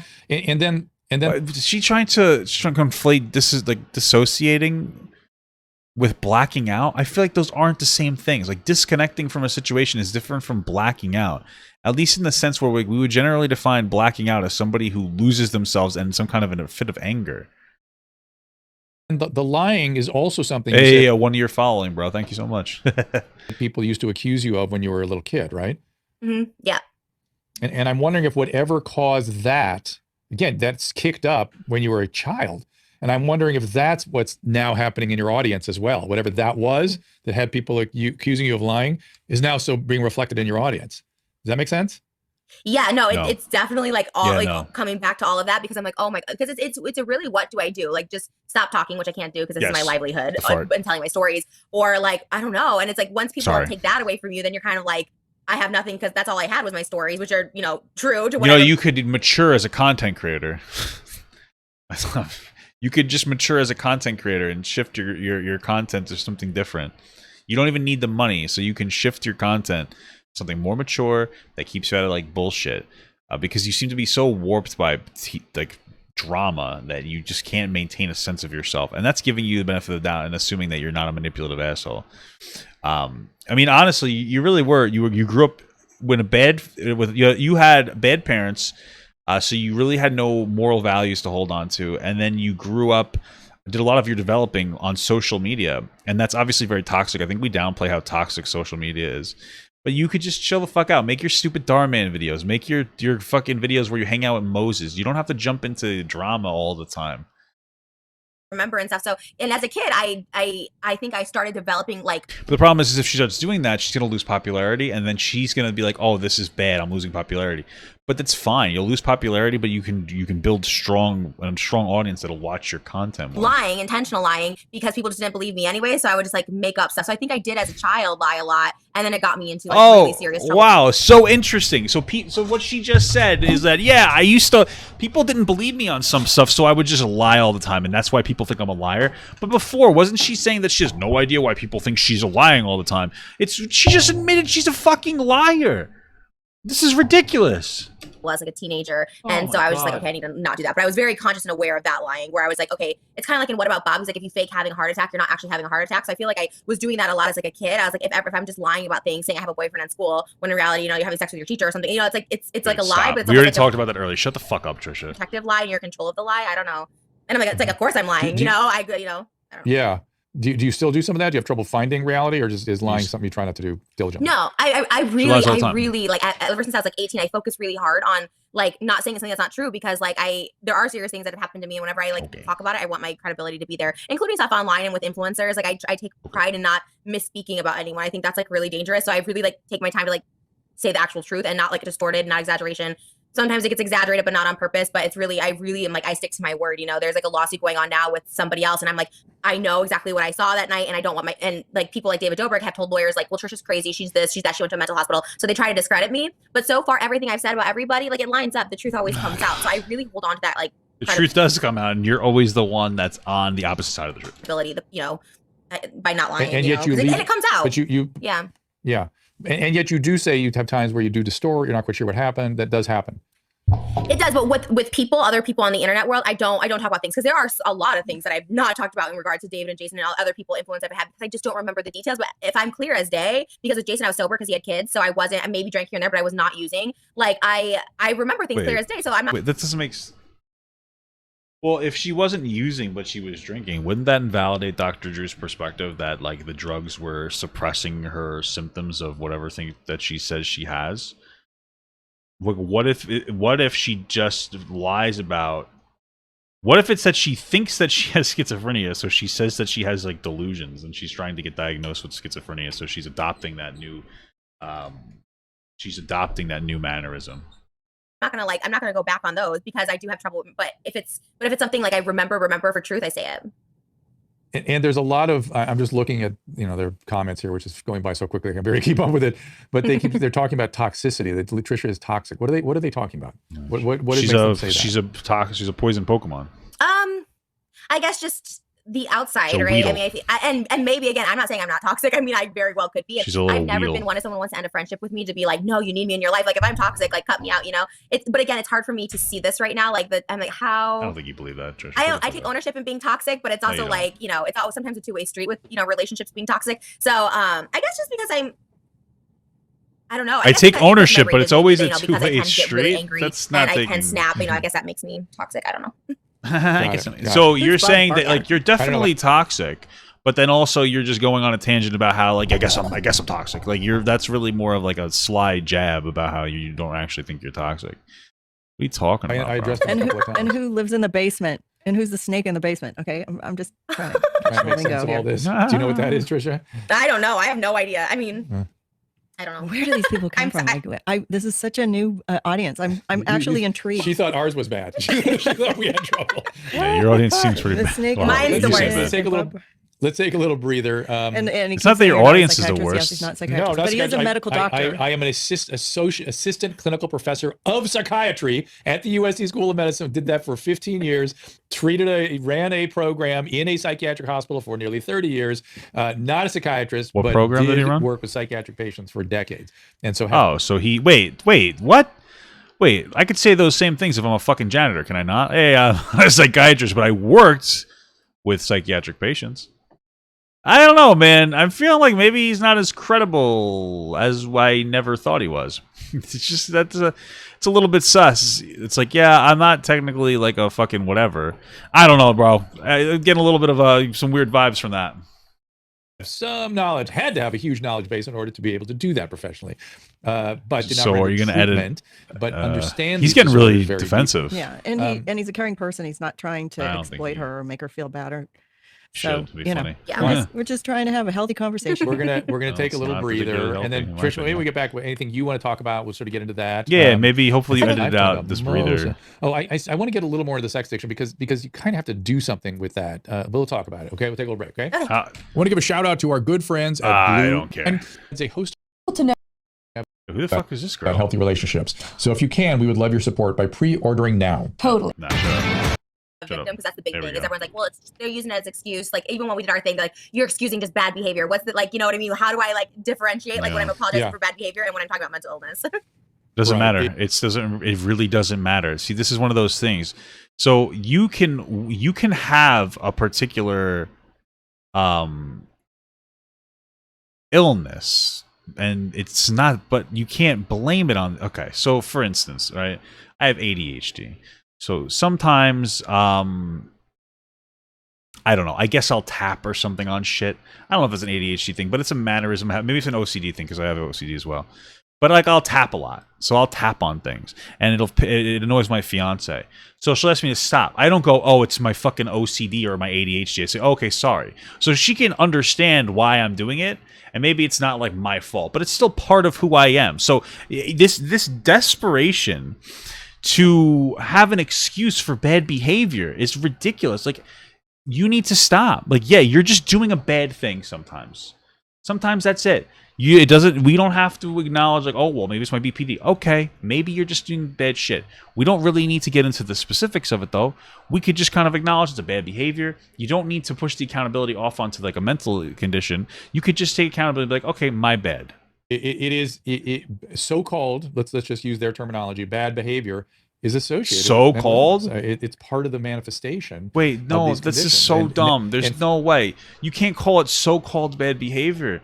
That is like that's such a dumb take. Because now what you're saying is like, okay, normally it's considered bad behavior if anybody else does it, but since you have a mental illness, the behavior is justifiable. Because you're downplaying it by calling it so-called bad behavior. No, the implications of that is that people with its disabilities don't have to take accountability for their bad actions. And that's just dumb. You have to take accountability for yourself. You having an additional struggle in the world sucks, but that's just how life works. If it wasn't one thing, it would be another. But like to sit here and be like, oh, bad behavior, so-called bad behavior. It's like, no, it's bad behavior. It is bad behavior in our society, and you need to take accountability for it. Forget my assessment of your diagnosis. You have at least 2 professionals that have given you the borderline diagnosis and treatments, They and don't it has seem very worked. professional, man. And so that's one of the ways of making a diagnosis is being provisional, applying the treatment. If the treatment works, that confirms your diagnosis. So let's be clear about this. This is not something you're making up. Now, what's interesting to me is Susan, you're telling me you had some questions or you got confused. Tell me about this, Susan. Me? Yeah. Oh no, I find it fascinating that you can talk about mental health issues, but see, it's very confusing because I know borderline personalities are people that you kind of get this feeling when you're around them, and Sometimes. I'm kind of getting that feeling, and I don't know whether it's just What getting feeling? pissed off Are at the fans or Are these people coming like from Trisha, but, pseudoscientists? Like, what's but happening? borderlines also attract sociopaths, so Well, that's another thing that you watch out for is that in treatment, Holy shit. Borderlines attract sociopaths? Are you referring to Moses? Is Moses the sociopath? Like, what? Because that's the vibe I'm getting, dude. Because that makes sense. If borderlines attract sociopaths, or is she referring to the people in the comments? But like, I would look at it more as like of Moses, because he seems like he might be a sociopath. I'm just saying. in our treatment program, no, I'll just tell you, I told you this before, is that in treatment programs, the borderlines and the sociopaths would always hook up. And we don't really know why that happens, but it happens. Oh, you remember that? You know this? Yeah, I know this. I've been to 3 mental hospitals, and I that was always the case. And it's so scary. I mean, mental hospitals are unfortunately like really awful and toxic. Like every time I went, I'd meet someone, we'd like become friends or hook up or whatever. And then I was like, I went right back in. Like, you know, you just start. I don't know what it is. There is something like toxic about those places, which I wish they weren't, because there's times where I submitted myself looking for help, and I did not get it in these like mental hospitals at 5150 people. Well, you're around other people with mental disorders. Let's be clear. For you, the utility of a psychiatric hospital is for very limited intervention on things like mood and suicidality, things like that. Then get you out of there. Getting you, keeping you is only going to cause trouble. You're only going to. It's not going to help you. It's not going to help. Yeah. That's so funny. And right, that's just the way it goes. And so the treatment is more what you're doing now, the DBT and the outpatient stuff. And Susan, you said you had a question about personality disorders, though. I thought that was going to be kind of interesting. Well, I find it fascinating because you're very open and I'm learning a lot about it. And, not everybody will do what you're doing. That's just fascinating. I mean, you're learning a lot about it. I thought your husband was a fucking psychiatrist. Shouldn't he already know a lot about this? Shouldn't you? What do you guys talk about at dinner? What do you talk about? What? That doesn't make any sense to me. I don't, Drew really wanted to interview because he knows that you come forward with everything that's going on. And Dr. Drew wanted to interview her because he knew it would be good for his channel. And listen, I respect the grind, dog. I do. But stop with this fucking altruistic bullshit. I wanted to talk to you because you're such a great perspective. No, she's not. She's not a great perspective, okay? She's not. Somebody like she's the last. She is quite literally the worst perspective. You're doing a podcast let me tell you mental health, and a lot of people with mental health problems. Right. What's unique is most people with personality issues deny they have it, right, or won't deal with it. And so Trisha is dealing with it actively, and that's unusual. And she will maybe hope to help. All right. Okay. Now, don't give me shit because I'm just making this for fun on the side while you guys are watching. I made Trisha Paytas as a Weedle. Like I called her a Weedle before. This is a poison type Pokemon. So I got her eyes and her lips and her hair onto a Weedle. So I just wanted to do it. It just felt like a nice thing to do. So that's what I did. I think it looks kind of nice, honestly. I think it kind of looks nice. Don't you think? She looks more like she should be a Jinx. Yeah, I guess, but Jinx isn't a poison type Pokemon. So this is the Pokemon I made. You like that? Help other people and break down their denial and stuff. But you also it's like being an addict and talking about your sobriety or when you were an addict, what you it's similar, but unfortunately it's not very common. And I believe, Trisha, that we're in a phase right now where histrionic disorders are very common. And we've all become very delusional and we've moved from emotion to emotion, and there's all kinds of histrionic stuff going on. Do you see that? Yeah, all the time. Well, yeah, I do, because now that you're saying it's interesting because when she has any insider when I was, depth on anything. In my early 20s, everyone on YouTube was diagnosing me with that. So I didn't even know that was like a real thing because everyone's like, you make relationships greater than they are, and so everyone always like deemed me as that, and I looked it up. I was like, well, it does kind of like match everything. Can you buy that as an NFT? Absolutely, $5 million. But I didn't know it was like a real disorder. It's a real disorder. It's a personality disorder. But it's not associated with the voices and the substance use. And I'm guessing you tried to hurt yourself before. The self-harm doesn't go with histrionic so much, right? You tried to hurt yourself. Yeah, well, that's more that was a time when I'll sell this as an NFT. And that was me. Yeah. And let me ask this. And the other thing it's associated with an uncertain sense of who you are. Is that one of your things? So that's I think that when you talked about the dissociative identity disorder, that was maybe where I got that more, because like I've always said this, and I'm not really sure if it's just like I don't know who I am as a 33-year-old, but just I've always, and I think I talked about this before with you, where I just like cling to like famous people identities, or even the people I'm dating. I just try and become like the people around me, and my personality is constantly changing and my obsessions are changing because I don't even know what like I like to do for fun. Like I don't know until it's like a next phase that comes along. So right. So that's something you have to be very, very careful of, which is that when you're borderline, you can appear totally different to one person than another. You actually will change your presentation rather dramatically because of the other person, not because of you. You'll change. You'll just adapt. Whatever the other person sort of accommodates, or like I'm guessing you deal with me differently than you dealt with Ethan. Yeah, but no. First of all, again, I'm reading a lot of these as this is called code switching. So again, there's a lot of things that seem to be diagnoses of normal human behavior, but it would generally be it would be much more intense in people. So we all code switch. I don't act the same way on stream as I act with my fiance, and I don't act the same way with my fiance that I do with like my family or my fiance's family or my friends, or etc. We all do this, and I just find it so weird though. Because I don't read Trisha as absorbing other people and acting like them. Trisha acts this way on every other podcast when she likes to change the narrative around Ethan again. So I don't know, man.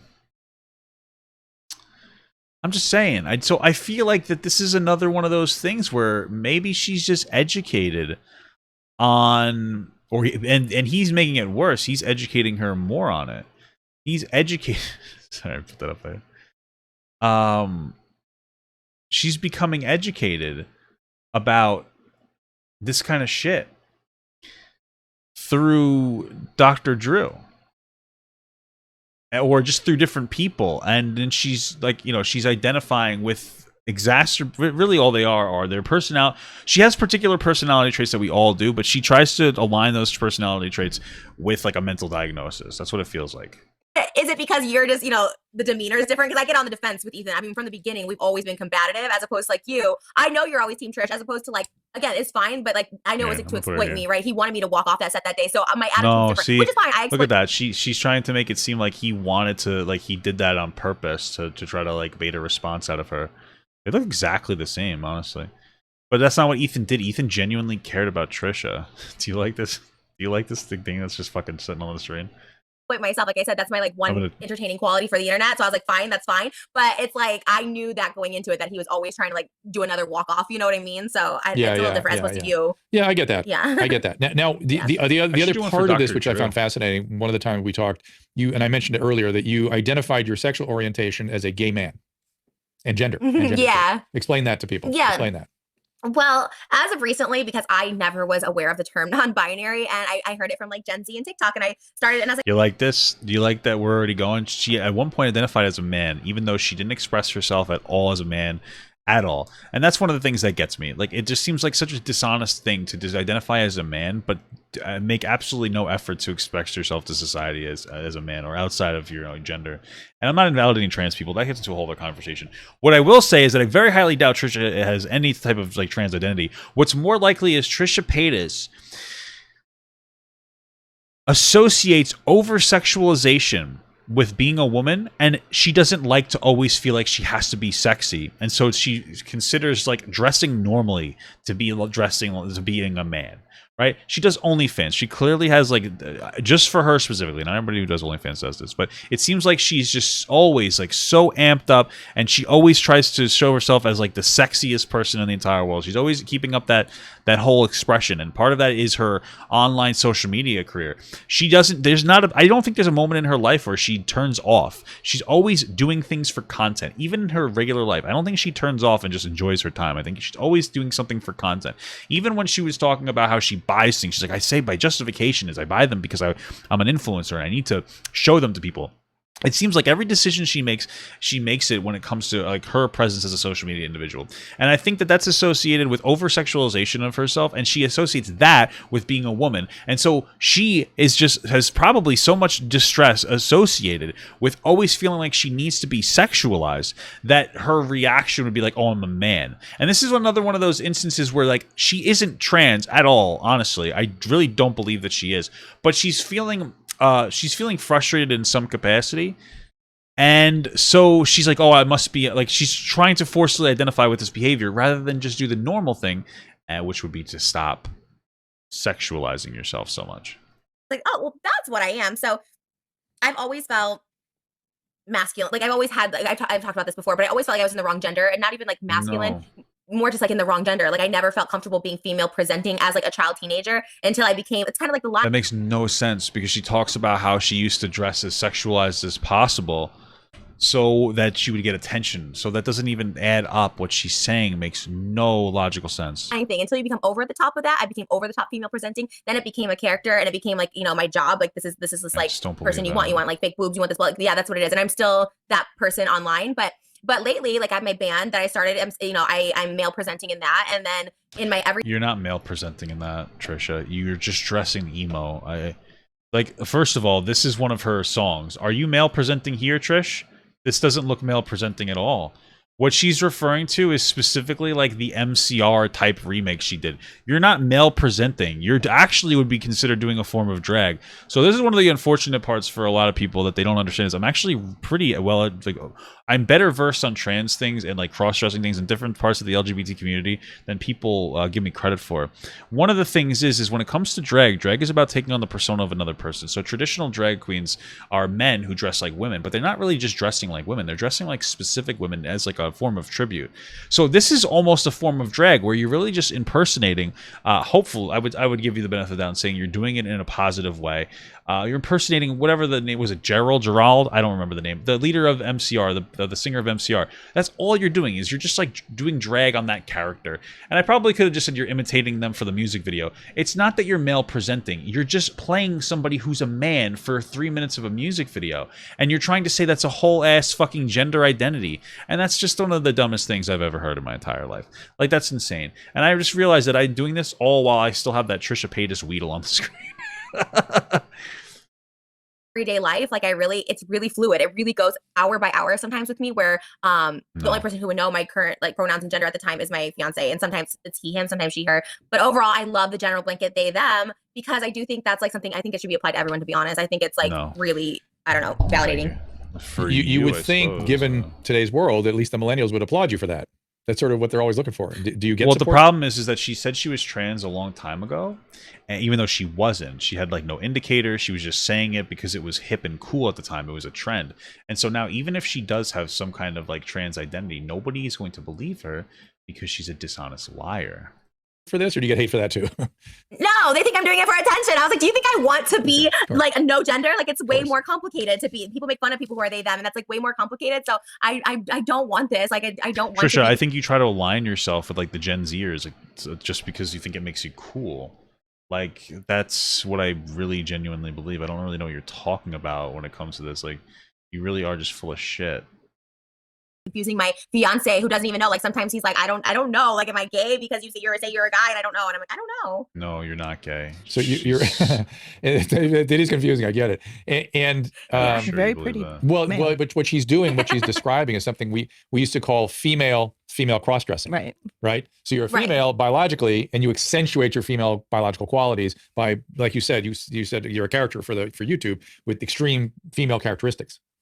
But inside, you don't quite. You feel more masculine inside. I feel more masculine. I feel more like respected when I guess you would say I'm like in drag as a guy, like, you know, because I do present male as in my like last. In no way, shape, or form, in no aspect of the universe would anybody who is a trans man ever say that they were doing some kind of a drag. Like, that is invalidating to trans people to like use to say that. That should give you like dysphoria just by saying that. I really don't think that you're trans at all. The fact that you're associating with drag, like, for that just doesn't make any sense from it to me. Year I do male presenting music videos, and I feel way more confident. So whether that's because I'm in drag or I'm just you do male presenting music videos, really, Trisha? You have like one fucking music video where you're male presenting. This is female presenting in this music video. That's one. We got female. Oh my god, look, male presenting. So now that's 1-to-1. Where the fuck does she have a fucking music playlist? I don't have to do this. Trisha, what is this? Trisha diarrheas herself. Broadway cover. Where the fuck is your dude? Christmas music video? Why don't you just have a music one? Bro, you get my point. She doesn't even know how to fucking do that. Like, oh, I'm male presenting. You get the fuck out of here. Dude, male presenting to her is wearing like booty shorts around the house and not wearing makeup. Like, honestly, I'm not really sure, but it's just like I've always felt uncomfortable with my female body unless I'm exploiting it in some way, whether it's for views, money, or like, you know, getting people to like me or whatever. And like, other than that, I hate it. When I go out on the day-to-day, I look disgusting. I like try and look as gross as possible. It's on my YouTube. That's not male presenting. That's just being a normal person. What are you talking about? Oh, I like to look as disgusting about. Most people don't dress up to go out, Trisha. This really just reinforces my argument from before. It's that's you're just so tired of looking sexualized that you call it male presenting, but you're just trying to be a normal person. Normal people just do that. They're just like, yeah, you know what? I'm not going to dress up when I go out. Do you think everybody dresses up every waking moment of the fucking day? I'm very confused. Channel. I'm always, you know, I don't like attention when I don't want attention, you know, as a female. Do you think that exploitativeness is something people are reacting to? That it upsets them that you exploit yourself or something? Yeah, because you know what? When I did set a boundary earlier this year, it's like, and it was fine because it wasn't a boundary I set before, but like talking about my sexual assaults, like I've always kind of joked about it and made like light about it with people, not just Ethan, but like, you know, David, like a lot of people, because I thought it was funny and that's how I dealt with it. And then like a month ago, I said, you know, I'm not okay with that. And I'm not like okay with people like sexualizing me. And then people got pissed because I'm still doing Adam and Eve promos and talking about dildo. Well, no, what happened is that she could have potentially been on like American Horror Story or something. So she wanted to tone down the sexuality so that she would have a better chance of auditioning. And this is the problem, is like you just say something so fucking outlandish. Like, oh, the problem is I tried to set like a boundary of like this. Joking about your sexual assault is not the same thing as sexualizing yourself. You just conflated the two, which is fucking mind blowing. But like you got an audition for like a TV show, so you're just trying to clean up your content to not be as like sexually provocative, so because you think that'll make it easier. I mean, I just feel like, do you not realize like people watch your content? We know what's going on. You can't just say a thing and be like, that is the way it is. It's not. We know what's going on in your fucking day-to-day life, Trisha. And it's like, it's fine if I want to talk about my sexuality. I don't think it's fine when other people talk about it, and as far as like exploiting it or making light of it. Like, I don't like that. We talk about sexuality. Are you talking about like how you dress in a sexy way? What are you talking about? We went from her sexual assault traumas to how sexually provocative she dresses to her sexuality. Like, is it that you just don't understand words? Is it that you're just using the words the wrong way? Maybe I'm being too harsh on you. Like, if people want to ask me about it, I'm very open about it, but I don't like when it becomes like a joke, or they're telling my mom about it and stuff, because I think that's crossing the. But people who don't want to. Well, you're just specifically referring to Ethan now when he talked about the candlestick thing to your mom. Like, he already apologized to it. He's like, "Oh yeah, I'm really sorry. I didn't realize I crossed the line there." When you're just like, "Oh, I don't talk to my parents about it." Like, that was obviously a dig at Ethan. See it because like, well, you do it. Look at you. You're doing OnlyFans still. You're selling your body. So like, as if that's like, and that's like what's so frustrating to me is like, I can't get it across. I don't want to be sexualized by other people, but if I do it to myself, like, it's a different thing. It's a different thing altogether, because at least I'm in control of it. And so back over to the sexual. You have to. What? That doesn't make any sense. Like, people aren't going to watch your OnlyFans unless you like they have to be complicit in the sexualization of you. I don't understand. So addiction, is that still something you're struggling with? And have you done anything? You've been to SLA or any of those meetings? Any of that stuff? I haven't recently. When I was like 28 was like the last time I went. I did go to SLA, and those are kind of the same thing as like mental hospitals. You're kind of just like with other people that are like you, and it's just like not really the greatest in my experience. I just got more sex out of there. Like, that's where people go to hook up in my experience. Uh-oh. And I've been to like different locations, not just LA, Orange County, San Francisco. Like, I've been to different ones, and like it's that. So this is called the Geo Drew, because it's a Geodude, but it's Dr. Drew. And what inspired me to make him a Geodude is because he's dumb as a fucking rock. And so I felt like that was a pretty reasonable. That was pretty reasonable. So they just all want to. That's not good. That's not good. That's like doing drugs with somebody. It's a very serious transgression. Have you ever tried SA? It's a little more stringent. Yeah. I don't think so. No, it was just those like group classes that you can look up online and anyone can go. It was like one of those things that I went to. You might try SA sometime. Are you that settled down now? Are you okay with those behaviors? What the fuck is SA? As far as like, I don't need to be promiscuous, like, so that's I have. I mean, I do get a little ornery for like not having sex like a bunch, but I've gotten better at that. I'm not. She means like ornery, I'm not throwing fits when like I'm aggressive, sex, like 4 times a day. I've been able to manage it. Pretty good. And it's not affecting the relationship. You're able to stay because as I think the big struggle in borderline is having stable relationships, right? And so sex addiction can definitely get in the way of a stable relationship, but that's not happening right now. Well, yeah, because she doesn't have sex. No, it's not happening right now. She's just a whore, I guess. Like I said, him coming to therapy with me has like helped a lot, because I've been able to like at least understand things better. And like it's an addiction. It is something, but obviously I do OnlyFans, so like, masturbation, all that stuff like that. I do like 6 times a day and like make money off of it. And so in that way, I'm kind of getting that. Bro, like, not to be this guy, but I've stumbled upon your OnlyFans a couple times, all right? And you don't really do new content on there. You kind of just throw around a bunch of old content. So this whole idea that you're sex addicted and then you're masturbating 6 times a day for content is just not true. Okay. Fresh, that fix of like, I'm doing this live, I'm doing it on my OnlyFans, whatever, and it's balanced out, I guess, for the most part in real life. Would you ever let's say your therapist said, hey, you know what? And if we're going to continue to get really healed, get whole again, that OnlyFans behavior may have to go. Would you be willing to let it go? Yeah, and I smile at the camera first. I think it started when I got engaged, because I stopped doing stuff with other people, guys and girls and stuff. So I think that was the first step, because I was like, okay, it's kind of like when you put something cold turkey. It was kind of like that. I was like, okay, this needs to stop. And I think I'm still getting that gratification from doing it on OnlyFans. And I think like we're right. You're still chipping. You're still just like, it's like, well, I stopped heroin, but I'm still taking my Vicodin once in a while. But I look at it more of like, going on like methadone or something, like just kind of stepping down off something. It's kind of like a kind of going down. I understand. I I get it. Should I make get what you're myself into saying, Pokemon? and that may be true, but it tends not to stay good. You know what I mean? Because like it becomes Yeah. more like chipping a little bit, and then it kind of Well, as of today, come back. yeah. As of today, I think OnlyFans, I think they're not allowing porn anymore. I just heard that like 20 minutes before we got here. So I don't know, maybe they'll like force me to stop, which might be for the better, honestly. Because, you know, I started doing live on there and my fiance was like, that sounds a little too personal. He was fine with it. He goes, but it sounds like you're getting a little too personal with these people if they're like tipping you for doing stuff online. I was like, yeah, maybe. So maybe them pulling that plug might be what I need because it's hard for me to do it myself. I think you know, I'm not treating you or anything, but I think so. It's Yeah. the simpler, the more less evocative, more contained, all that stuff, the better. I agree. You know, how often do you go to therapy? Right now it's twice a week because it's just been a lot. So I do group therapy and then I do individual therapy. So it's 1-on-1. Is it a group DBT therapy or just group therapy general? Yeah, I do DBT and then I was doing cognitive group therapy, CGT or something like that. I was doing that, but I don't do that. That was like I was going 3 times a week, but I was doing that too. Watch the group. It'll be really interesting because the group is such a microcosm of you in the world. You know what I mean? And see what you evoke in other people in the room. And it's a controlled environment where they can feed back to you and you can just take it in, see what they say, you know? You know what's kind of hard, and this is going to sound so stupid, but like I started a new one recently moved, so I had to find one closer to me, and it's kind of hard because like there's people in the class that like know who I am or watch me, and it's just kind of hard because I don't feel like I can be completely like I don't really share as much as I used to. So like that's always hard to me. Then you should say that. Man. You should make sure you say that in group because that's your work. Yeah, it just feels then it's like, and then I gotta find something, but it's so hard to find those classes right now. Like they're just so hard to find. So I'm just like, especially where I'm at. I'm not saying leave the group. I'm not saying leave the group. I would say put into the group. I'm having trouble because I feel like people know me here. I feel whatever it is. Put it in. Sounds put it out so there. icky though. I don't. Yeah. Why? You know, I don't know. You don't want to be that person that's like not talk to me about being famous. Like it's just weird. I feel so uncomfortable. Like I don't know. Well, it's not about being famous. It's about being vulnerable and feeling exposed, right?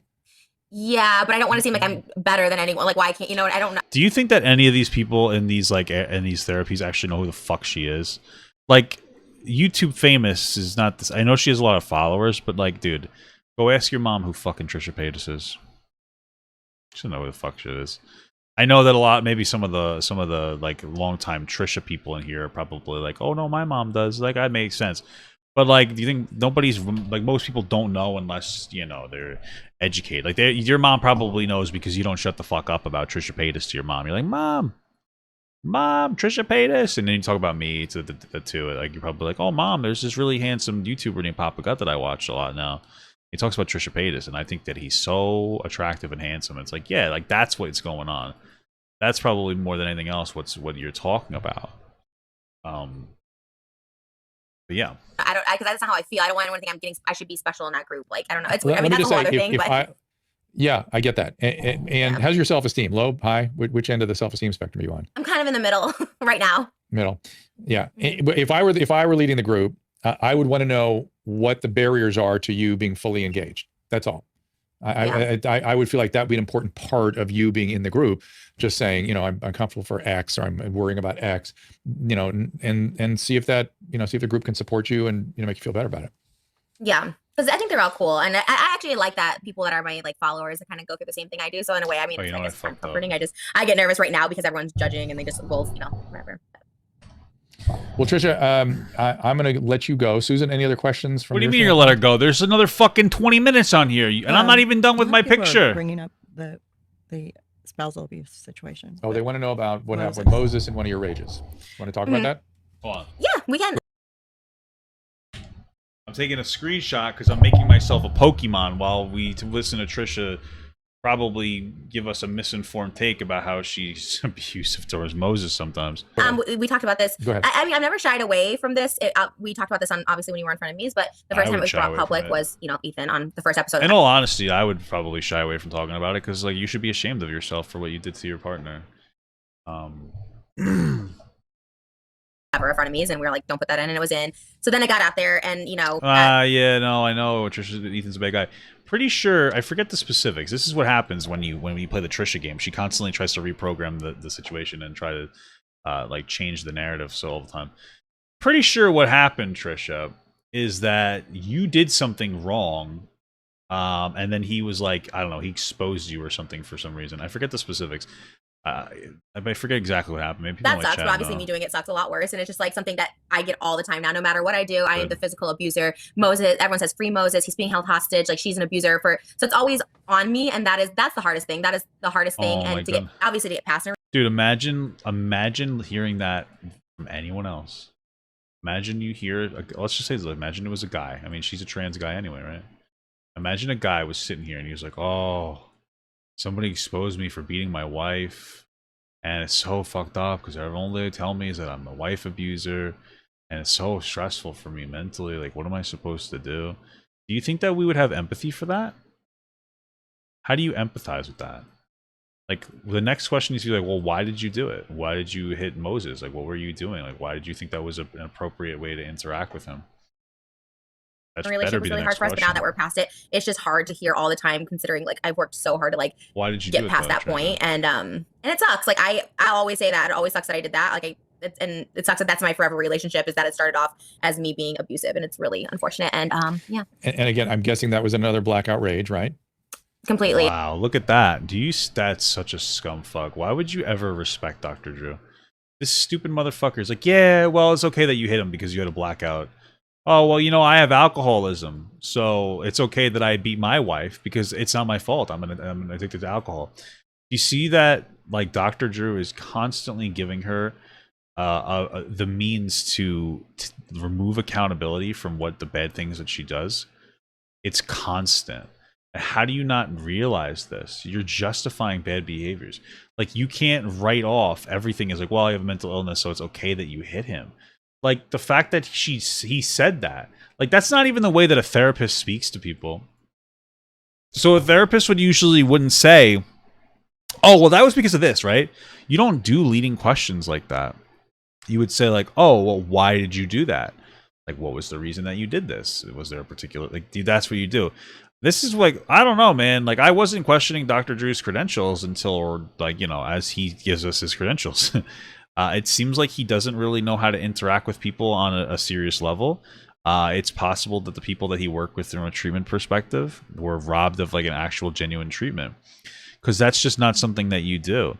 And I feel like, how many people have you interacted with or come across where they did a bad thing and you justified their bad behavior by saying something fucking dumb like what you just said?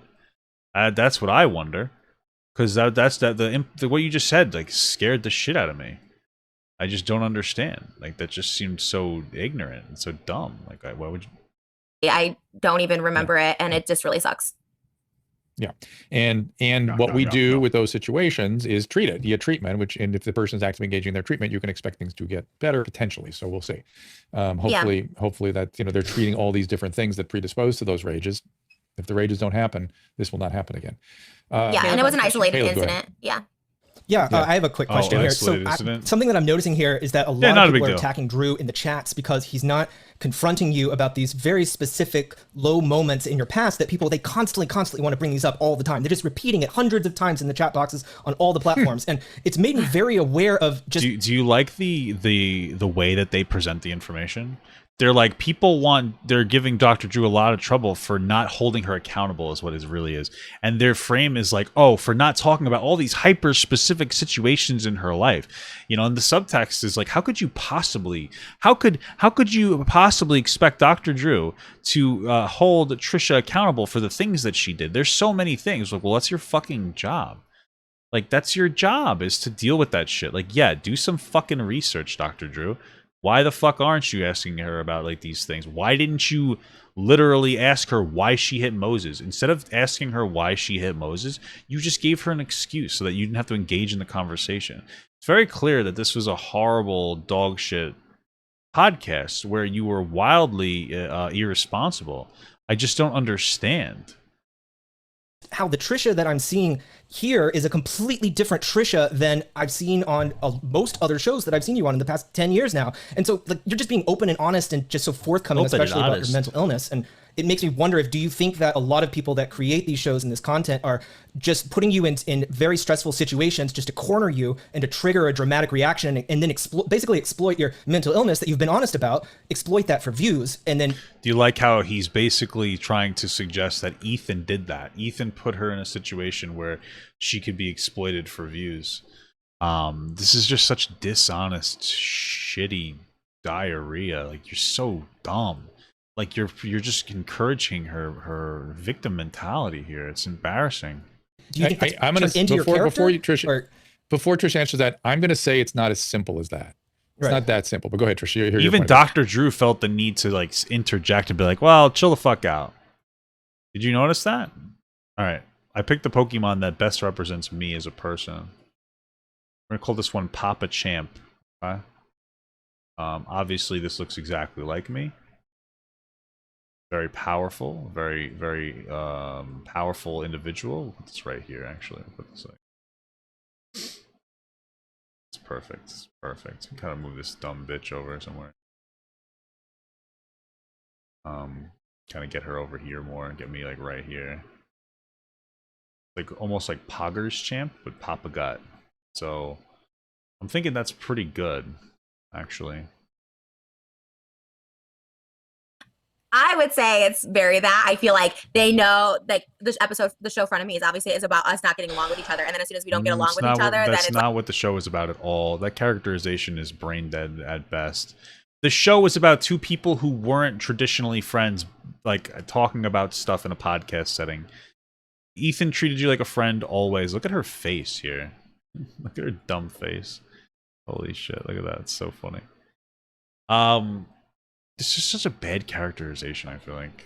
Like, oh, where did this come from? Or of the sense, like, people like the craziness, right? All our popular episodes where, okay, Trisha has an outburst, and then the show comes back together, and that's what it is. So to me, I'm like, this is what people want and expect. No, that's not what it is. If I was going to give you the benefit of the doubt, I would say that was your interpretation of it. So maybe that encouraged you to act out and lash out. The problem is that every time you lash out, you don't say, oh, so that was just for the show. You just actually double down and agree with what you're saying. So what is very interesting here is her framework is, hey, this show is about two enemies. This isn't even what she actually believes. I very highly doubt it. These are about, this show is about two enemies that are trying to be friendly, and this show is about our conflict. And so I created, what the implications of that would be that she was forcing these breakups with the show, which is not backed up by her interactions at all. She genuinely like she doubles down, triples, quadruples down on her perspectives of like how, oh, I'm right and Ethan's wrong and this and that. And even her apologies weren't genuine apologies. They were just reactionary because she got so much backlash and hatred that she decided to just say like, oh, I'm sorry, but it didn't work because it wasn't genuine. So like what she's saying is so dumb. And and I don't like it happening, but when it happens, I'm like, if this is what people want, like this is what they're gonna get. You know what I mean? And I still had that mentality. No, it's not true. Up until like a month ago, just being like, okay, if they want to see crazy, like this is what they're gonna get because it will come out. It's not what happened. This is the first time she's ever expressing this idea that she was intentionally acting more crazy. Because now that invalidates her whole perspective. She keeps saying, well, I would black out, and then I would get upset, blah, blah, blah. But now she's saying that she actually did a calculated removal of herself from frenemies. Well, which one is it? Did you make a conscious choice to go to create drama just for the show? Or is it a blackout moment that you have no control over because of your mental disorder? Which one is it? Out of me. And I think every single person, every group I've been with, Shane Dawson, David Dobrik, Ethan and his crew, like they're all these guys that are like, oh my God, you're just so crazy. Like, what the fuck? She says this crazy stuff, her crazy life, like candlesticks up her ass, all this stuff. And then as soon as like I get triggered by it, it's like, oh, too much. Oh, like she's just a bad person. No, it's not what Ethan did at all. I don't care about the other people because they're not relevant. Specifically, he called you crazy one time as a joke, which he would do all the time, and you had no problem with it. And then you went out and said that he was a pill addict, right? And then he tried to tone down his language after that. There's no logical support system for anything you're saying, and this is what we're talking about, where Trisha doesn't take accountability. She redefines the narrative anytime that it's just appropriate for her to do so, or she feels it's appropriate for her to do so. She's just being a disingenuous bitch. Jesus, like mental. It's like all of a sudden, it's like, you know, it's like if it's too much, they're like disengage. It's weird. I don't know. Right. Yeah. Then they abandon. Yeah. Right. So exactly. Yeah, exactly. So I think she's saying something very accurate, which is that she's part of it is you, Trisha. You lean into it. You participate with it. So it's not strictly exploitation, except in the sense, and you've used these words today, that you exploit yourself. And that's something you're going to have to really think about. That's not going to be good for your mental health long term. That's not going to be okay, right? So that's something you got to work on. You got to think about. But going into these environments where that's expected of you, you lean into it. Jesus Christ. People have to understand that's what they've set up. I don't understand why they. I guess it's because people, you know. Well, now the narrative here that Dr. Drew's pushing is that it's Ethan's fault for Trisha's outbursts. So I'm really happy that this is where we've gone, Dr. Drew. You've just come full circle where like nothing is her fault, of course. They don't understand mental illness. They don't really understand it. And I that's why we're here talking today. I'm hoping that we, open the hood a little bit. I think that you don't understand mental illness, Dr. Drew. This is fucking embarrassing. And look at what's underneath and how these things work. And this is just one condition. There's borderline stuff. And maybe some substance use, but there's so many other conditions that people need to understand, and that they recoil from people that have these things as though they're bad people or dangerous people or what. It's just no. This is stuff. Susan, you asked me during the break what personality disorders you have. Yeah. Yeah. What do you like imagine? nobody's perfect. Watching these aren't good for our mental health long term. If you're fucking right, what do you brother. imagine? Yeah, you're right. I don't know. I had a little borderline personality when I was younger, like before I met you. So borderline traits. But yeah, before. But obviously. Somebody donated 1,500 bits. I should probably acknowledge that. Thank you so much for the sub also. Stormo_1 just gifted 1 sub. I'm just gonna do alerts real quick. Thank you so much for the subs, but only because they donated so much, so I don't want to like let it go to waste. I've just gifted hey, 1 thank you so much for the sub, the gifted sub, brother. And the last one. Whoa! I watch all your videos. Thank you for the content. I can't always tune into the stream, but I watch all your YouTube content. I appreciate that, man. I really do. Thank you so much. I love alcohol, so there's Thank you so that. much for the bits, brother. Shit. But I don't know. I know I'm not narcissistic like you. I'm not. Well, borderline is a narcissistic disorder.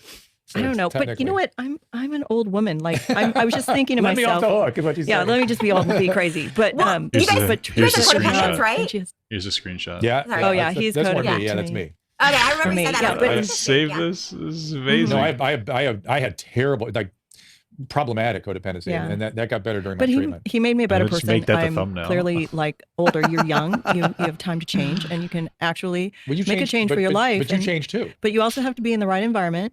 And being a YouTube star is a very daunting thing. Like here you are, this big celebrity, but now you don't know how to handle it. It's not like the old-fashioned, TV or radio or movie stars where they, you've sort of become famous. Yeah, I guess. And then you have to deal with the outcome of that. I somewhat agree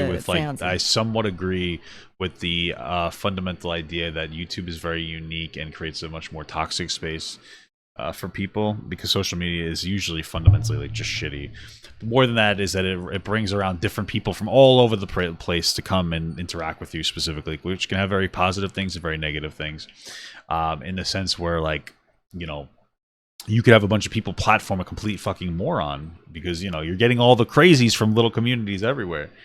Or you can get all the people that can like dive hatred onto you, or this, that, and the other thing. And I'm not just saying that she gets that, because honestly, she's been treated probably too well on this platform. We give it too many chances. But yeah, social media is unique. It's very interesting the way that people are developing on social media. Trisha is probably like a science experiment for that. So we could all be thankful for that. And stuff.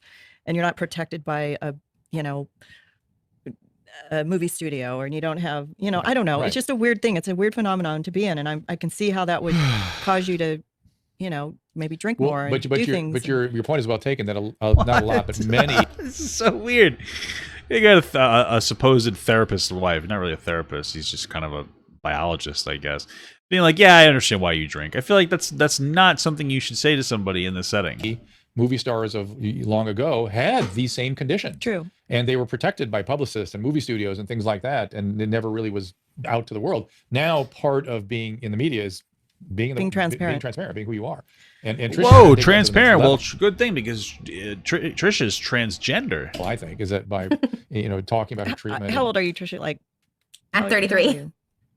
Okay, so like I'm twice your age, so I had plenty of time to get my act together, you know, from the time I was in my mid-20s until now. And you can change. And Drew is amazing. He's great at pinpointing these things and giving you sound advice. So definitely listen to him. I would probably be dead by now if I hadn't met the guy. Right? All right, No, hurry up. Let's get through this. I appreciate it so much. Like even from frenemies, like that really, I think that honestly was what turned people's perception of me around, because I was so hated, like at the beginning of frenemies too, and I was so hated. And obviously now I'm back to the beginning of a bad reputation, Trish. But I mean those 2 episodes we did were monumental, because people were like, oh, like this makes sense, you know, because it was like something that like people could explain. So like I really appreciated you coming on there, and at least because I had some stuff I didn't even know either. I was like, whoa, what? So even today, like all the stuff about like projecting and stuff, like I don't know this stuff, so I always appreciate you. Good. No, I'm happy to talk about it, and I appreciate you being willing to talk about it. And I'm glad to hear that people learn something. That's the goal of us having these conversations. Otherwise, what are we doing? You know what I mean? It's like then it's re-exploiting you, which is exactly what we're trying to kind of address. Yeah, I don't. Yeah, I feel like you guys throw the word exploit around so much. Having having some kind of a mutually beneficial like relationship isn't exploiting somebody. Like having Trisha on, it seems like their definition of exploiting somebody is if you interact with them like in some capacity. Like, oh, we're exploiting Trish because we know she's gonna have a meltdown. But that's not really, I don't know if I would say that's exploiting so much. Like, I would say you are exploiting her probably, because you're really just having her on because you know it'll give you views. But what is your definition of exploit? How is Ethan exploiting? Well, good. Caleb, any last It's like sobriety. questions? You have to one day at a time. Yeah, you got to stand. That's exactly right. These are all, it's brain wiring, right? And so these are chronic situations that change very slowly over time. And it is, most of our stuff comes out interpersonally. That's most psychiatric or psychological stuff emerges is in the context of other people. And so that's but what we all have a task, you know, some of us have made worse mistakes than others, but we all get through it and we can make a change for the better. Do nice things for other people. Caleb, very simple. Caleb, anything on your standpoint? No. Paloma. Please, Caleb fell asleep with my speech. Paloma, who's saying, hold on a second. Let me straighten people out. Hey, Paloma, what was your training, by the way? So when you're saying that borderline is not narcissist, I'm not saying they're the same disorder. Cluster B are the narcissistic disorders. Amongst them, sociopath, borderline, amongst us, and narcissism. Those are the narcissistic disorders. In fact, the DSM-5 was going to put narcissism at the core of most personality disorders, but we have the cluster B as the primary narcissistic disorders. Again, borderline, sociopath, narcissism, and histrionic. Those are all narcissistic disorders. Not that it is the narcissistic personality disorder. That is a specific syndrome. Shut up, bro. My God, people are so dumb. So dumb. Shut up, dude. They can't listen. They can't even listen. All right. So with that, we'll let Trisha go. Sorry, Caleb, did you have any last stuff? I interrupted you with something. Dude, just end it. I want to, before I end my own life. Please come back. This was very entertaining. And I like seeing this side of Trisha being helpful to people. Thank you. Caleb's a huge fan. Yeah, Caleb. I will pay more attention to the background before I mean, Bro, why is this guy simping for Trisha Paytas? This is ridiculous, dude. I appreciate you as a great guest and the good fans out there that have been giving you a lot of heart emojis. But so heart emojis. And Drew is so appreciative. She's even. You remember when they did the heart emojis and like the black guy was on the screen for 2 seconds and they got him off as soon as possible, but they let all the white people stay up the whole time? I know, but it's all good or bad. You can't make everybody happy, okay? 50-50. No. That's how this world is. All right. Well, Trisha, good luck with everything. Thank you for sharing your thoughts. Love to catch up with you again. And if you have new insights or things you want to talk about, you can. Yeah, I'd love to mustard with you again. Get it? Condiments. Good to talk to you about. Okay? I would love to. Thank you. All right. Woo. All right. Thank you, Caleb. Thank you, Susan. Bye-bye, Trisha. There's still another. Thank you, those of you. All right, shut up, Dr. Drew. That was awful. That's all I have to say. This is terrible, dude. But look at all the cool Pokemon on the screen. So, win on that.